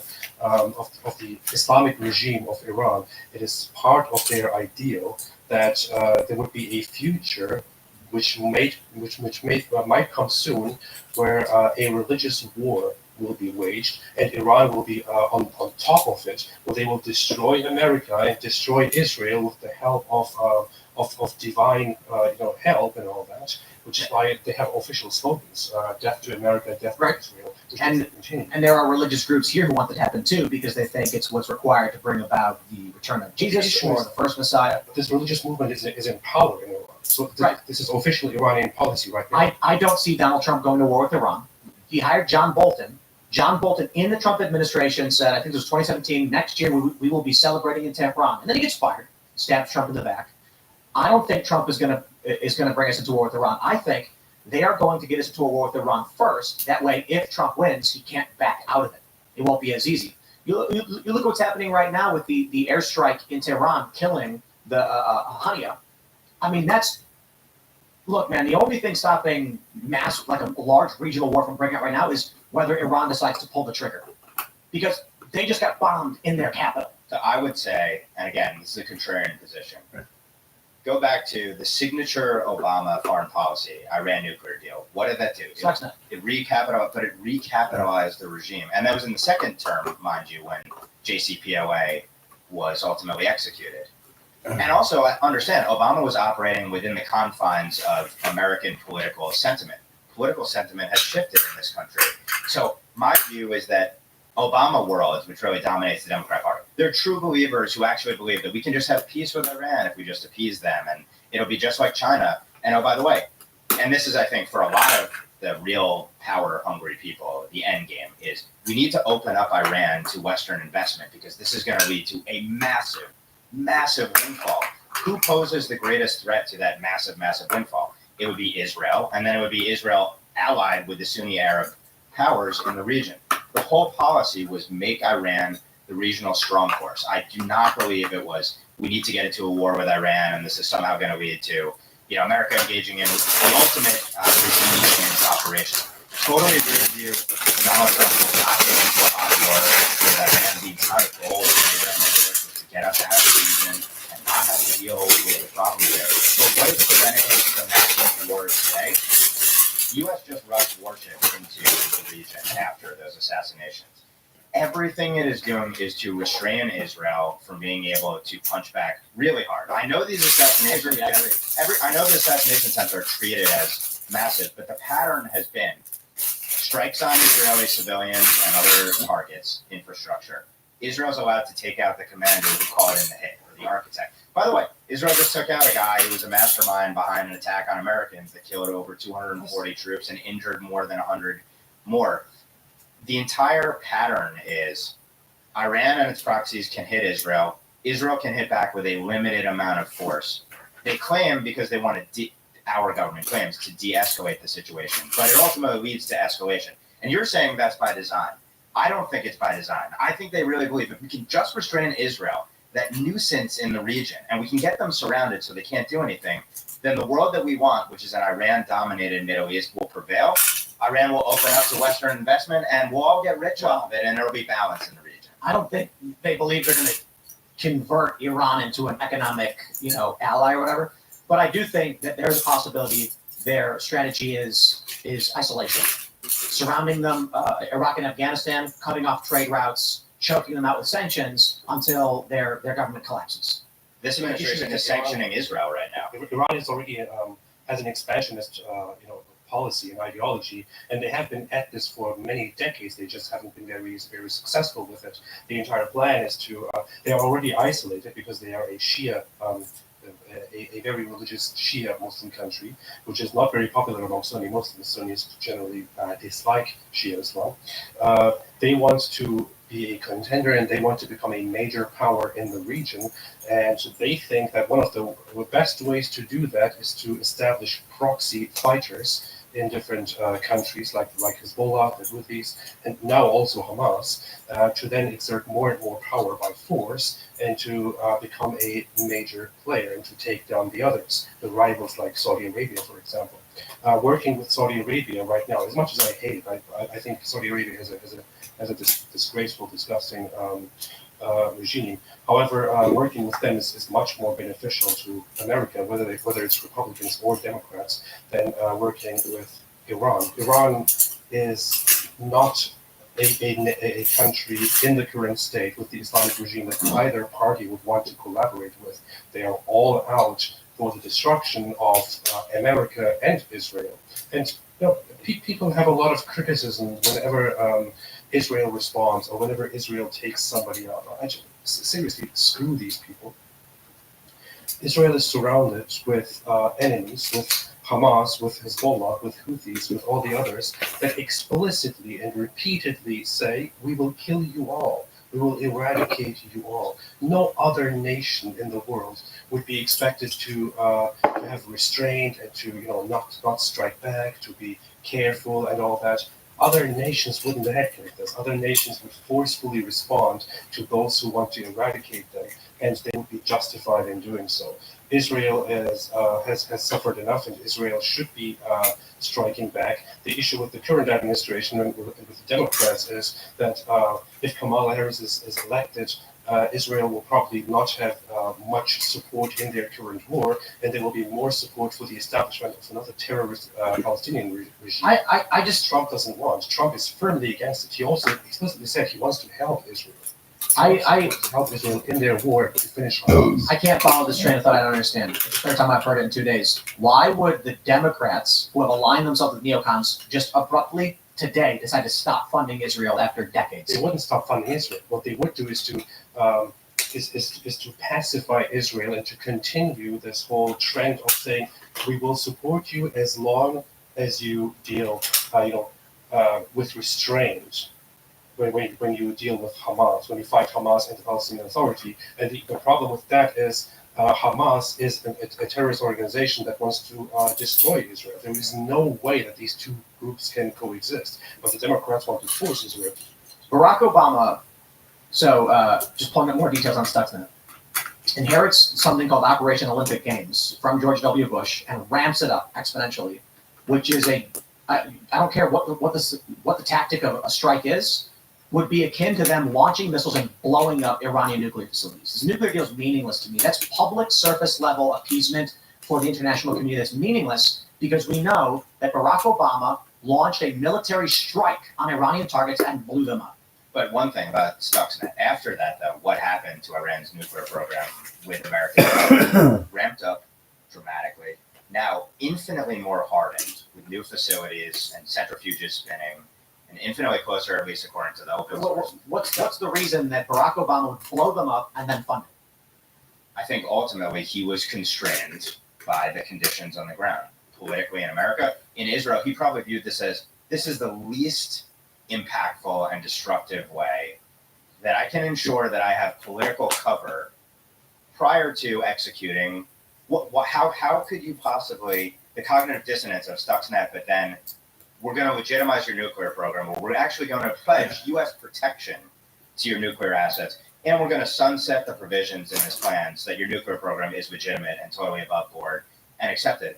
How can you reconcile those two things? And to me, ultimately, it's the domestic politics of it, and it's the wheels that were set in motion prior to him being president, because the whole second term was all about, I mean, why would you push so hard for the Iran nuclear deal and put pressure on Jewish Americans, the New York Times and elsewhere to say, oh, you're signing against this, you're disloyal to your country because you're against this deal, or you have dual loyalty and you're siding with the Israelis.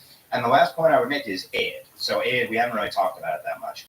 And for my money, cards on the table, like I would love a world where U.S. aid is de minimis everywhere, and that includes in Israel.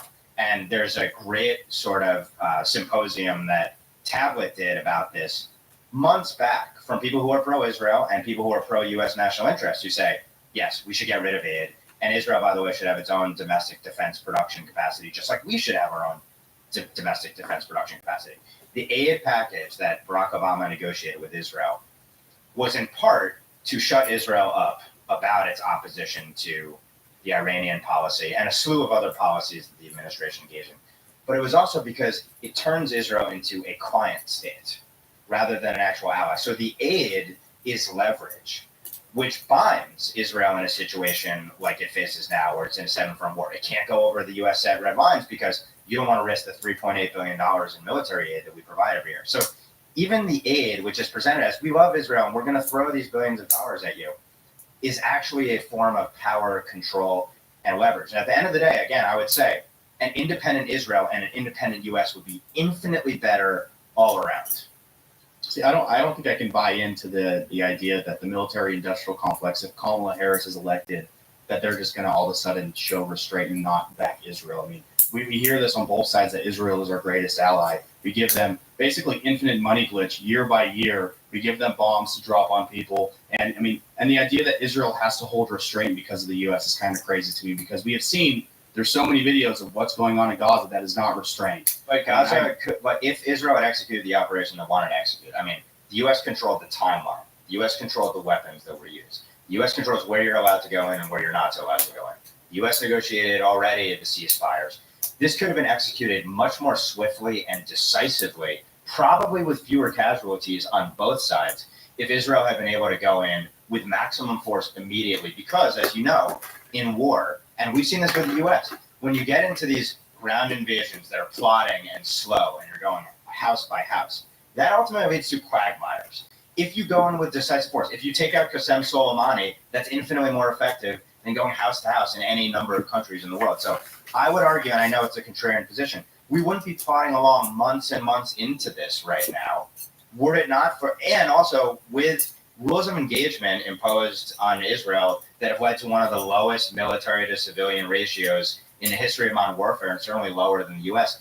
This wouldn't be happening if Israel had been able to do what it wanted to do originally. But the administration just micromanaged every aspect. I mean, the ultimate goal, though, is war with Iran on both sides, in my mind. I mean, our entire involvement in the Middle East, that hasn't benefited the United States. We're not gathering natural resources. We're not being a colonial empire. I mean, if you're going to go in my mind, at least take some oil, take some things. And that was a lot of, kind of the narrative that we were sold. But pretty much every war that we have fought in the Middle East has been in benefit for Israel. But when we took, see, I disagree, and here's why. The Iraq War, who took over Iraq after that war? It's the Shia militias and Iran's proxies. We turned, idiotically, Iraq into Iran 2.0. Why would you do that? How could that possibly be in the U.S. national interest, or to get into war with Iran? That allows Iran to expand its power massively. And now you have what they call a ring of fire in the region, where you have Iran and its proxies everywhere. Why do we give billions of dollars in aid and military money to the Lebanese Air Force and to Lebanese forces? It's all for Hezbollah. Let me clarify something Ben just said. In response also to your remark about Gaza. So one point is that the Democrats would not cut off their support. They would not stop funding Israel. They would simply change their expectations of Israel, or maintain basically what they expect from Israel right now, but force even more restraint. There is an expert, John Spencer at West Point. He's an expert on urban warfare. He pointed out and even Netanyahu repeated this in a speech recently. He pointed out that Israel has shown more restraint and has taken more measures to minimize civilian casualties than any force in the history of urban warfare so far, and has done more to prevent civilian casualties than is actually expected by international laws. So Israel is doing a very, very good job under the current circumstances with the operation in Gaza, but they are very much restrained and can't do what they want, which is to go in and take out and finish Hamas. Hamas has to be finished. There is no other way around. If you leave Hamas alive, if you leave them in charge, there will be more suffering, more pain, more deaths in the very near future. And the Democratic Party is making compromises for the progressives and for the others, and to keep the Palestinian Party happy, and they want to prevent Israel from going all in and finishing Hamas. So let me just say, just to sum it up, I think what the dispute ultimately is. I'm sympathetic to the view that what's good for the military-industrial complex, war is good for the military-industrial complex, and why are there all sorts of sinister and nefarious reasons that you can explain why things happen in national security and foreign policy. But I think the dispute lies ultimately in, my view is that Iran first is the policy of the Democratic Party. You guys think that that's a ruse, essentially, to the extent it even exists, and you could point to Stuxnet as a counter example and say that actually we really want war with Iran. But I would just point to all of these conditions on the ground that suggest we are funding, aiding, abetting, and enabling them. And I don't think it's at the end of the day to then fight a war with them. I would put money down that the Biden administration would never get into a hot war in the way that we would normally describe Okay. it with Iran. I can't. About it. But what would that be? I mean, a hot war with Iran is not going to look like Iraq and Afghanistan, where we basically kick the door down. It's a mountainous country with the surface-to-air missiles. All right. Here we go. Iraq and Afghanistan is no different. Like what it does now. Yeah, exactly what's happening. I think I learned. Shipping of weapons to Like, insane no, amounts, tens of billions of dollars every year into Israel as a staging operation because we want to blow that country up. Leslie, I topple Benjamin. Even though I am missing a bit. What they want. I'm They want really control. pissed off about that. It's fascinating to me that people who think Israel controls the United States. It's just like the most insane thing I've ever heard.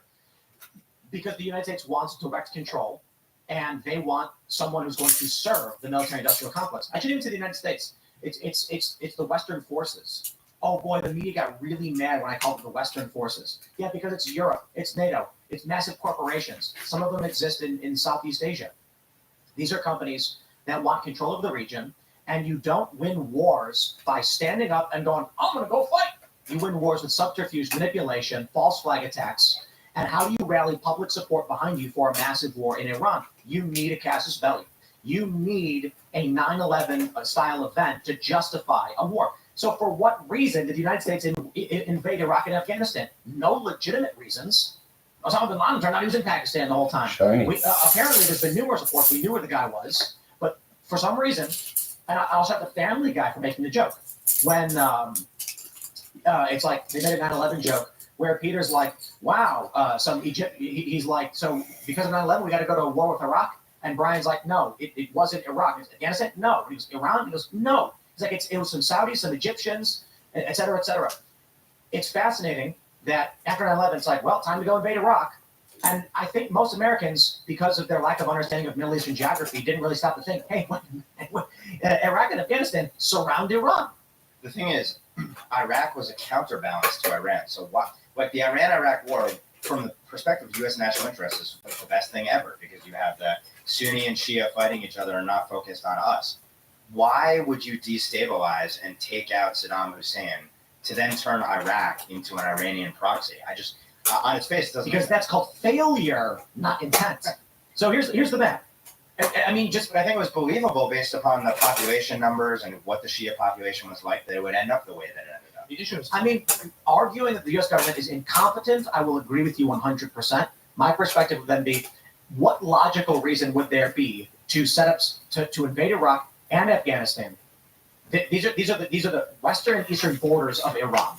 Afghanistan was more. I mean, I think you have a better logical argument. Like there are Al Qaeda camps here, Al Qaeda struck us. That's a more reasonable line if you were taking it out of space than the Iraq. Iraq is it's not harder. totally justified. Afghanistan was harboring and making Sure. excuses for the very people who took responsibility and who were responsible for 9/11. Well, I mean, we create proxies and Saudis. fights proxies, and then But- but- those but- proxies No doubt. work. But what about the People in Sunni and Shia fight each And other. what about It's not Saudi a question. Arabia's involvement? Was Several families, and this was several years ago, got the right to sue Saudi Arabia for their involvement. And it's an absurdity to be like, well, we have to go invade a foreign country because we're attacked.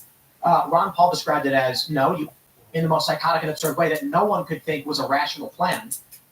I look at this like, Wesley Clark said Iran's last on the list.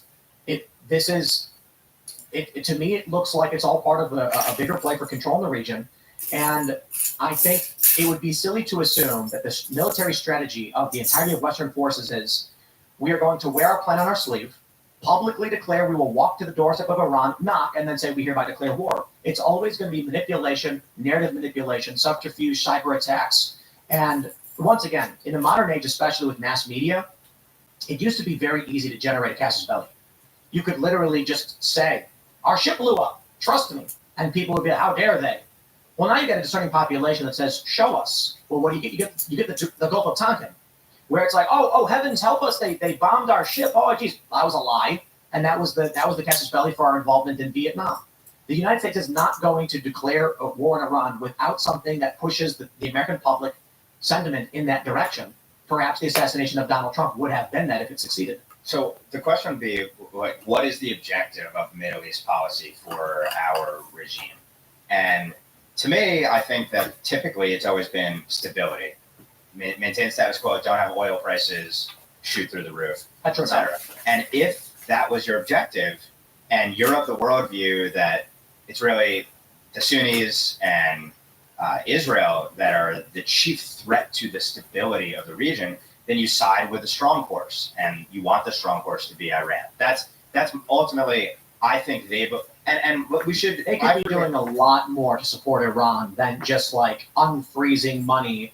They'd lift sanctions. They'd literally send pallets of cash. Well, we have not imposed oil sanctions. We haven't imposed enforced oil sanctions rather on Iran. So the regime has gotten tens of billions of dollars in oil monies that it wouldn't have had under Donald Trump. The nuclear program continues advancing, and my point is just that and what we should bifurcate between like what do military people want and what do the political civilian leaders want, because there are differences, I suspect. But ultimately, at the end of the day, the Democrat Party is constrained by American sentiment, so they can only push it so far. They can't say we're for regime change Exactly, in I Iran, agree. and they wouldn't do that. They And I agree, subterfuge certainly is a huge part of it. The only other thing I say is on crooks. My read on the whole Iran thing, because like Iran has assassination bounties on the heads of most of the Trump administration senior officials, and there have been threats on them, and there have been threats on Trump from them for a long time. Throwing that out there, to me, it's a head fake to make this about a foreign influence thing. I think it's I don't trust anything when it comes to the intelligence community says this about foreign interference in our elections X months out. Just like they said, Russia prefers Trump over Biden again. I think we have to be very careful about what they're throwing at. Then it's hard for me to try and understand why the neocons and the Uniparty Democrats, this weird alliance that formed with Donald Trump, what's their goal then? Well, they don't like Russia. They agree on that because Trump, Russia. However, I think probably those neocons that you're talking about, like if you asked Hillary Clinton, what is your ultimate objective for the Middle East? She wanted war. She definitely wanted war, but to what end? Syria. But to what end, though? It was for jihadist insurgencies and for the Islamic supremacist parties to come in. I mean, I don't agree with that at all. Here's the example. Gaddafi kept a lid, as awful as he was and anti-American, obviously. Set all that aside, he kept a lid on the jihadist groups in his country. She says we saw he died. What did that unleash in Libya? I mean, it ended up getting Americans killed, obviously. So, again, Egypt, Mubarak, or the Muslim Brotherhood. Yeah, but it's the Muslim Brotherhood. It's not the Muslim Brotherhood now. Ultimately, they failed. To your point. Yeah, because the military came in and started killing them all. But not America. I mean, that wasn't what Barack Obama wanted. He wanted democracy in the Middle East. And democracy in the Middle East, oftentimes what the voters vote for is, well, they voted for Hamas in Gaza. They wanted the Muslim Brotherhood in Egypt. Look, I just want to say we can speculate forever about Yeah. about our government, what our governments want to do with Iran. There's just one fact that I think we should keep in our minds, which is that Iran officially wants to fight America. Eventually, it is still part of their official policy. They still say, in fact, the day Ismail Hani, the political leader of Hamas, was finally killed, he visited the parliament in Iran. And on that day, as he was in there, they honored him by shouting all together, death to Israel, death to America, death to Israel, death to America. Keep that in mind. See, but the idea, Also- the idea to me that Iran is an imminent threat to America is absurd. I mean, they're halfway across the world. These people are not a threat to us in this I don't aspect. think We've they're- made Russia the current boogeyman because the military-industrial complex always need a boogeyman, and now Iran is now becoming that next proxy setup for us to be dragged into a larger war. They won it for a while, but Al Qaeda was not a threat to America either, but you see what they've done. I don't think that Iran is a threat to America or to our existence. So why is it our problem? But they want to actively fight us again and again by proxy, by different operations, by different means, by attacking allies, and so on. So I'm not saying we should go in there and we should fight them. I am saying we should keep in mind that Iran has as one of their most important ideological goals the destruction of both Israel and America. Never forget that. so I don't think we'll solve the entirety of the military-industrial complex strategy. But gentlemen, it's been a blast for having you. Do you want to shout anything out before we go? We'll go through the. Yeah, I have a YouTube channel, Outdated Profit. Visit there. I talk a lot about these things. I also want to quickly remind people that there are lots of hostages still being held by Hamas in Gaza in captivity, civilians, including babies, one that just turned 1 year old. So we need to do everything to bring them home. And we even have American citizens still being hostage. Uh-huh. Hey, Well, hard to we're follow back. up, except to say, Simple but effective. American Ingrid kind of predicted where the Democrat Party would land on a slew of these issues. We won't agree on what the ends are ultimately of American plans and the jihadist plans, but I think all of us want to see America strong, our national interests protected. I think we probably all agree that America being a dominant force that does not have to be used, and only when goes into operation is used prudently and with overwhelming force narrowly to avoid getting ourselves involved in all sorts of things that ultimately undermine the country. We should be strong, use our force prudently, and pursue our national interest at the end of the day. Right on. Everyone can follow my the company I work for at Watch Tenant Now. Obviously, we're streaming there now, but follow us on X and Taylor USA on Twitter. And I just want to say we shouldn't fund Israel. We shouldn't fund Ukraine. None of this stuff is in our final interest. We have really no interest in that region. It does not benefit us. I'm strictly America first. Let's take care of our homeless veterans that went and fought worthless wars in the Middle East and are now traumatized and are not taken care of here in this country. Right on. All right, everybody. Make sure you subscribe to this channel, smash the like button, and share the show if you really do like it. We're live every Friday, 10 a.m. with the Culture Wars. We got a lot of good shows coming up. Some debates are being lined up with some big personalities. We're always working on setting those up, but they're a lot harder. We will be back tonight at 8 p.m. at youtube.com/TimcastIRL. Thanks for hanging out.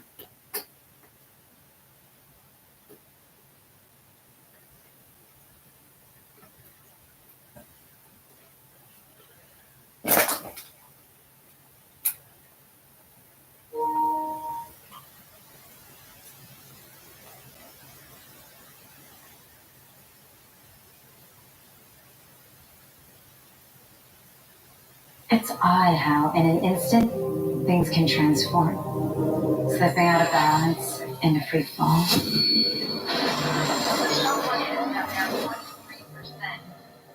This is happening, people. But there are so few certainties as we navigate a future unknown.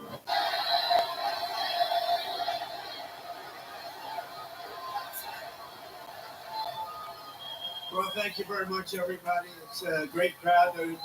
A lot of people, over 20,000 people couldn't get in, and we didn't need anybody to get the people here. We didn't need a star. We didn't need a star.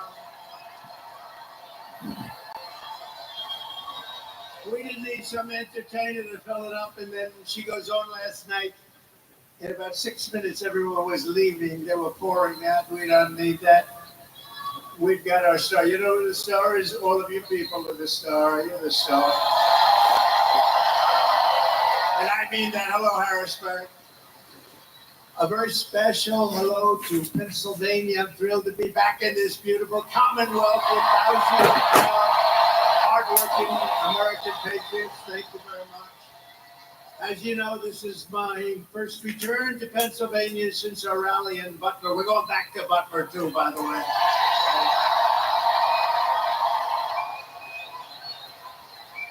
People said to me, "Are you serious?" Yeah, I said, "I'm serious. We're going back."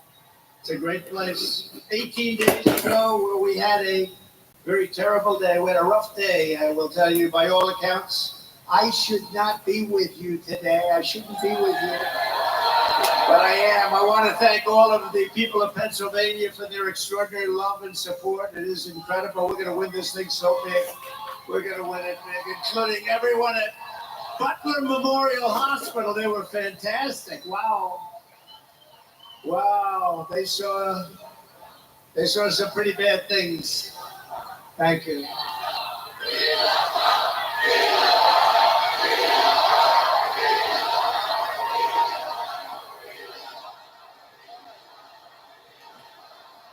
Thank you very much. No, they did an amazing job. And we have, by the way, we have the doctor, one of the great doctors who was there. He worked on Corey, actually. Corey had a hard time. Corey is special. Thank you, doctor. Appreciate it very much. Great doctors. Great doctors. The job they did on David Dutch and James Copenhagen was just incredible. And as you know, they brought them back from very, very seriously wounded. They were going to be maybe not with us. It was a group of us, but they are doing really well now. They're making it. They're going to be fine. Not going to be perfect, maybe. But who is? Who is? As we get older, who is perfect? But the doctors were so great. They had two great doctors also. And most of all, we lift our memory to the brave firefighter who was so cruelly taken from us, Corey Comparator. A very brave guy, loved by his family and his friends. He was really loved. In his last act on this earth, Corey threw himself over his wife and daughters and died, shielding them from the bullets of a very disturbed guy. Corey is a hero to all of us,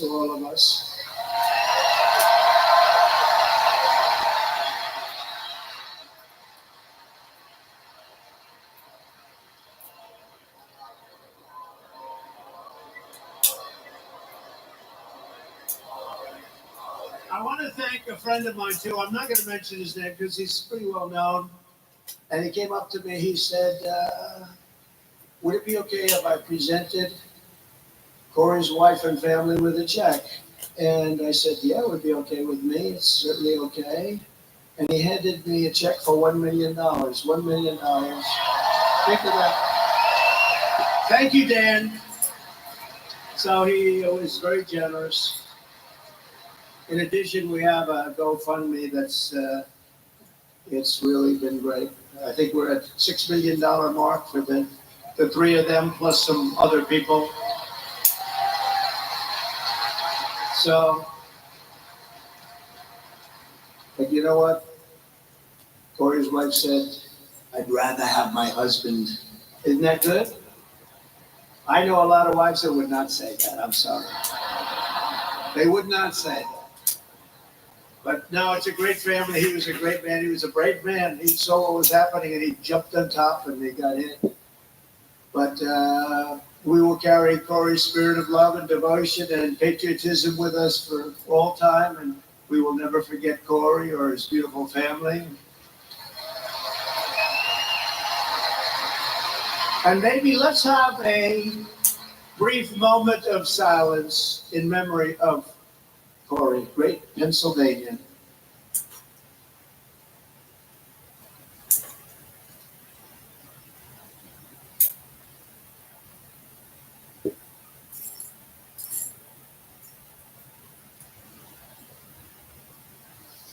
Thank you very much. Thank you, everybody. Beautiful. Beautiful. That is the most quiet I have ever heard an arena. I have never heard, you could hear a pin drop. No, it's amazing. It's a beautiful thing. In the wake of this heinous attack, we gather tonight more determined than ever. Our resolve is unbroken and our will is undeterred. Nothing will stop us on our mission to make America great again. Nothing's going to stop us. Our country is doing badly. Front row Joe's over here. Front row Joe's, look at them.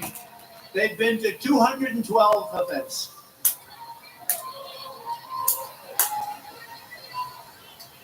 You know, I'm pretty sure we have their vote. I'm not sure. You can never be sure of anything. You voted for Trump. Okay, front row Joe's. They love us or we love them. Thank you very much. Thanks, everybody. But as we're fighting to bring back the American dream for you and your family, the radical left Democrat Party bosses have installed a puppet candidate to fight only for themselves. Kamala Harris got 0 votes.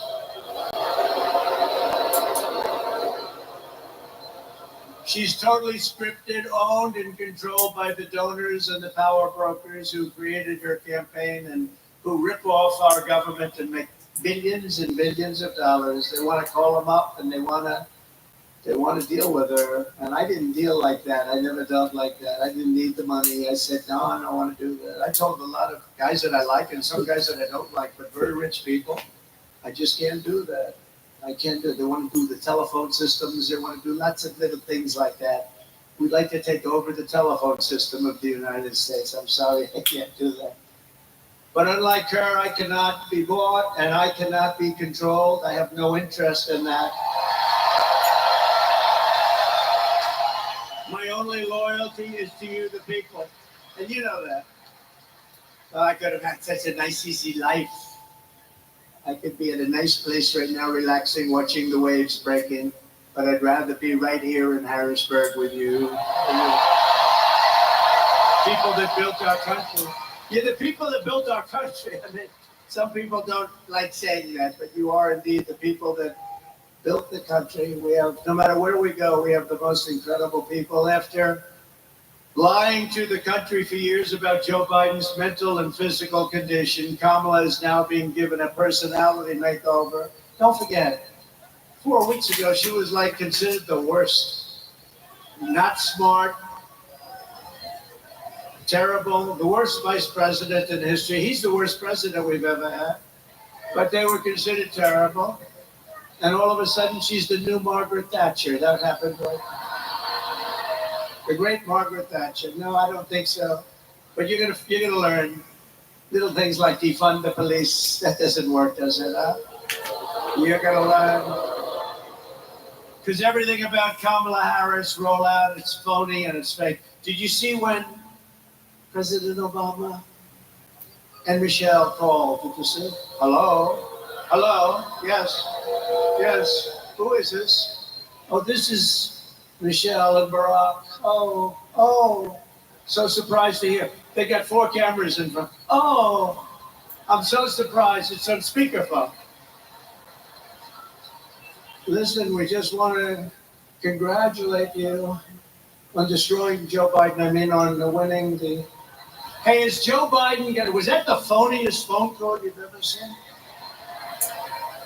How do you think, Dan? What do you think? Dan, you're a congressman. What do you think? Was that a phony phone call? You wouldn't do it. You wouldn't get away. In your district, you wouldn't get away with it, would you?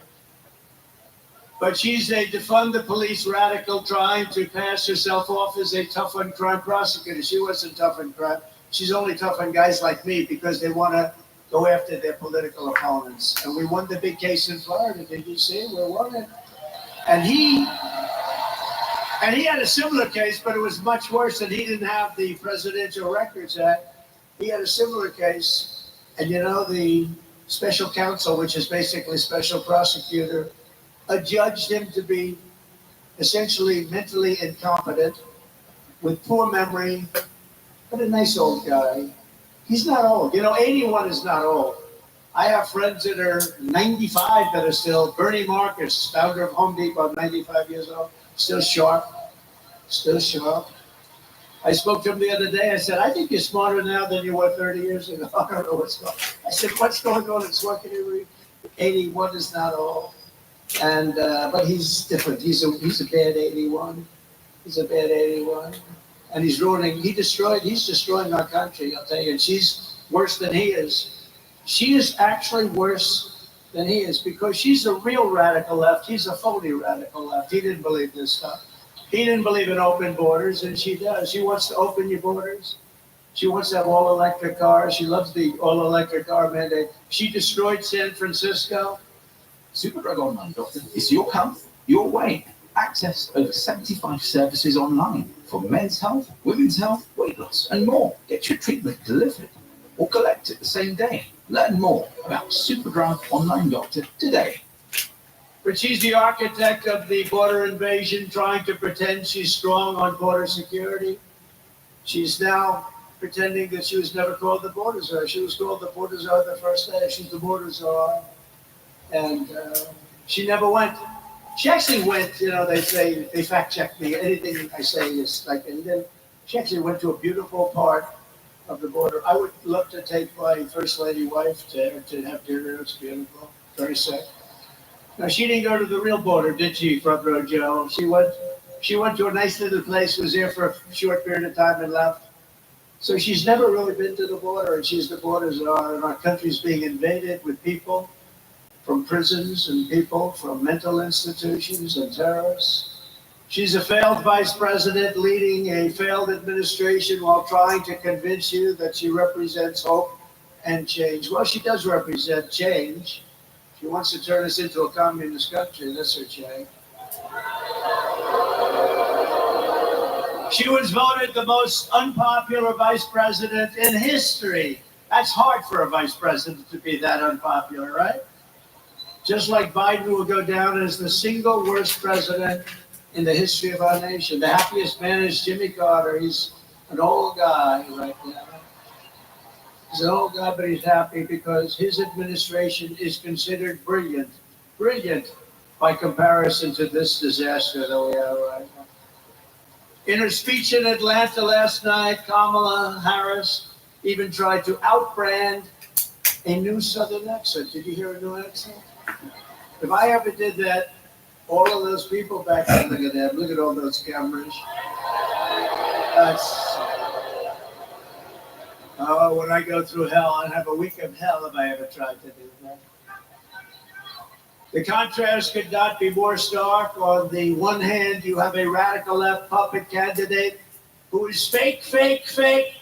And on the other hand, you have a president who will fight for America.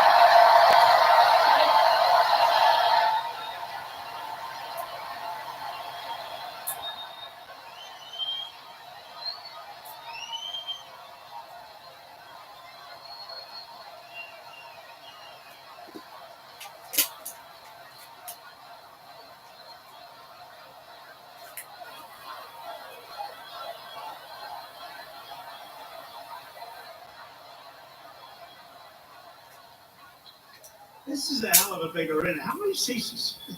This looks like Madison Square Garden. This is a big, beautiful place. Wow. I didn't care. Although they prefer that we be in an arena. I don't know why.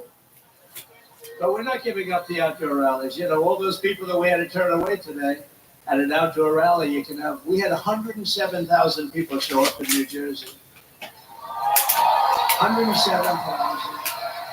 But in the South Bronx, we had 25,000 people. It was like a love fest. South Bronx, tough place, but there was a lot of love. No matter how much Kamala Harris tries to change her image, she cannot change this fact. She is the most extreme liberal candidate in the history of our country by far. She's an extreme radical left lunatic. And I've been saying for the last 6 months, about politicians, because I really know politicians. Well, I've dealt with them on both sides, and then I said, let's do this. Thank you. But when a politician comes out early on with an idea like she wants to defund the police and all these other things she wants to do, really bad things, that's where they're at. They're going to be there eventually, right? Mike Kelly, stand up, Mike. Please. This guy, he used to stand up. He's my friend. He endorsed me on day one, right? Day one. Day one. He endorsed me before I was running. He said, that guy's got to run. I endorsed him. I didn't even run. How many endorsements do I have? Well, you got Kelly of Pennsylvania. I wasn't running. Anyway, thank you, Mike. I appreciate it. He would stand out at those outdoor rallies when it was 10 degrees below zero and it was 97 degrees out without a shirt on. It's not that pretty a sight. Not that pretty, but he had no fear. He's a tough guy and they love him. They love you in this state. Kamala Harris co-sponsored Bernie Sanders' $32 trillion socialist takeover of the entire U.S. health care system. Think of this. U.S. health care, it would mean that we're going to have to raise your taxes, bankrupt our country, and she supported outlawing all of the private health insurance. A lot of people in this room have some people want private health. Some of it's incredible. You go to these companies, they're doing an incredible job. They want to be able to, she wants that banned and she wants that outlawed. You can't health care to all illegal aliens. Think of that. Oh, and she'll do that, which will totally destroy our social security system. She sponsored a bill to give illegal aliens taxpayer-funded lawyers so they could sue us. And she called for abolishing ICE. These are unbelievable people, by the way. They're almost as tough as our congressman sitting in the front. They're almost as tough as the man that's going to be your next governor, by the way. He's tough, too. He's tough. He's a great military hero. And he'll come up. I'm allowed to have him up for a little while, right? Just a couple of minutes, right? He's great. He's great. And I hear you doing very well. You get ready. You get ready. You got to knock them dead. She compared ICE agents to members of the KKK. She likened Border Patrol agents to practitioners of human slavery. We have a lot of those great people here tonight, like Brandon Judd, the head of the union. Paul, we have so many different people. And they didn't like that analogy too much. She voted in favor of deadly sanctuary cities numerous times. She supports open borders. That's all you'd have to hear. I think 2 words. They say, sir, go down a list. We have a list of 25 things. All you will have to say is 2 things. Open borders, defund the police. The rest is all, but although she is going to kill Social Security, because by putting all of these illegal aliens into Social Security, it's dead. It's dead. She opposes even saying the words illegal alien and radical Islamic terrorist. She backs mass amnesty, and citizenship for all illegals. She supports mandatory gun confiscation. Would anybody mind, Mr. Congressman, would they mind having their guns ripped out of their arms as they enter their house or their apartment? I don't think so. She said that 70 to 80% tax rate is, quote, a very bold idea, something that we have to discuss very seriously. She likes it. And all my life I've watched politicians and they've always said, we will reduce your taxes, we will reduce your taxes, we will cut your taxes. They want to give you a tax increase of 5 times what you're paying now. How the hell do you get elected? This country is so screwed up. Everything's backwards. We want open border, we want taxing. How do you like to be a politician? We want open borders, we want tax increases, we want all electric cars so that you can go 15 minutes before you charge it up. And for all the congressmen that are here, in the Midwest, they built 8 charging stations. Now, you know that is just like a gas pump with electricity coming out, just a charging terminal. It cost $9 billion. Did you hear that, Mike? Did you hear that? Scott, yes, he's another tough. We got tough congressmen here. These are tough cookies, these Pennsylvania guys. Wow, look at that. We're going to introduce him in a second. Scott. So they spent $9 billion on 8 charging stations, 2 of which never worked. I don't think any of them are. She wants government intervention to slash consumption of red meat. They don't want red meat. That means they don't want your cows. Get rid of your cows. Would anybody like to keep red meat? Raise your hand. You know, think of it. Borders, electric mandate, and all the things. Red meat. Oh, how the hell do you get elected, right? You know how they got elected? By cheating. They get elected by cheating. Because they want to raise your taxes by 5 times. Oh, please vote for me. I'm going to raise your taxes 5 times higher. Thanks, Sainsbury's. Kids get all summer off. What's a weekend? Well, you know what's hard to beat? A taste of difference. Picnic in the park. Or turn a Wednesday night into epic bar. Want to serve up a quick summer for everyone? Sainsbury's. Sainsbury's. Good food for all of us. But the red meat is to fight climate change. Okay, climate change. She supports ending cash bail to immediately release criminals upon arrest. If they kill somebody, no bail, don't worry about it. No cash. You know, you just killed 3 people. Go. Let's let them out in Harrisburg. It's a wonderful place. And in 2020, she personally urged her followers to donate money to bail out the violent rioters, get them right out of jail, including murderers. You know what that was all about, right? In Minnesota, which I think we have a good chance of winning. Hasn't been won since 1972 by a Republican. And we're leading. Tom Emmer's going to bring that one home, they tell me. He's going to bring it home. This November, the American people are going to reject Kamala Harris's dangerous liberal extremism in a massive landslide. What's that? Too big to rig, right? Too big to rig. Too big to rig. We're not going to let her turn the United States into a communist San Francisco colony. We're not going to let it happen. That's what they want to do. They want to destroy our country. She was a bad DA long before you had your DA, long before you had some of the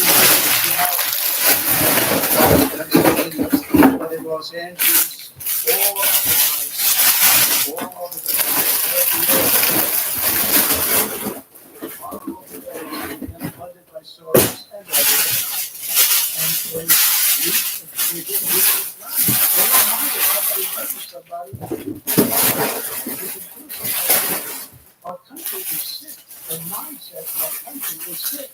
And we're not going to let her do in Pennsylvania what she did to California. She destroyed San Francisco, one of the best cities in the world, and it's in tatters.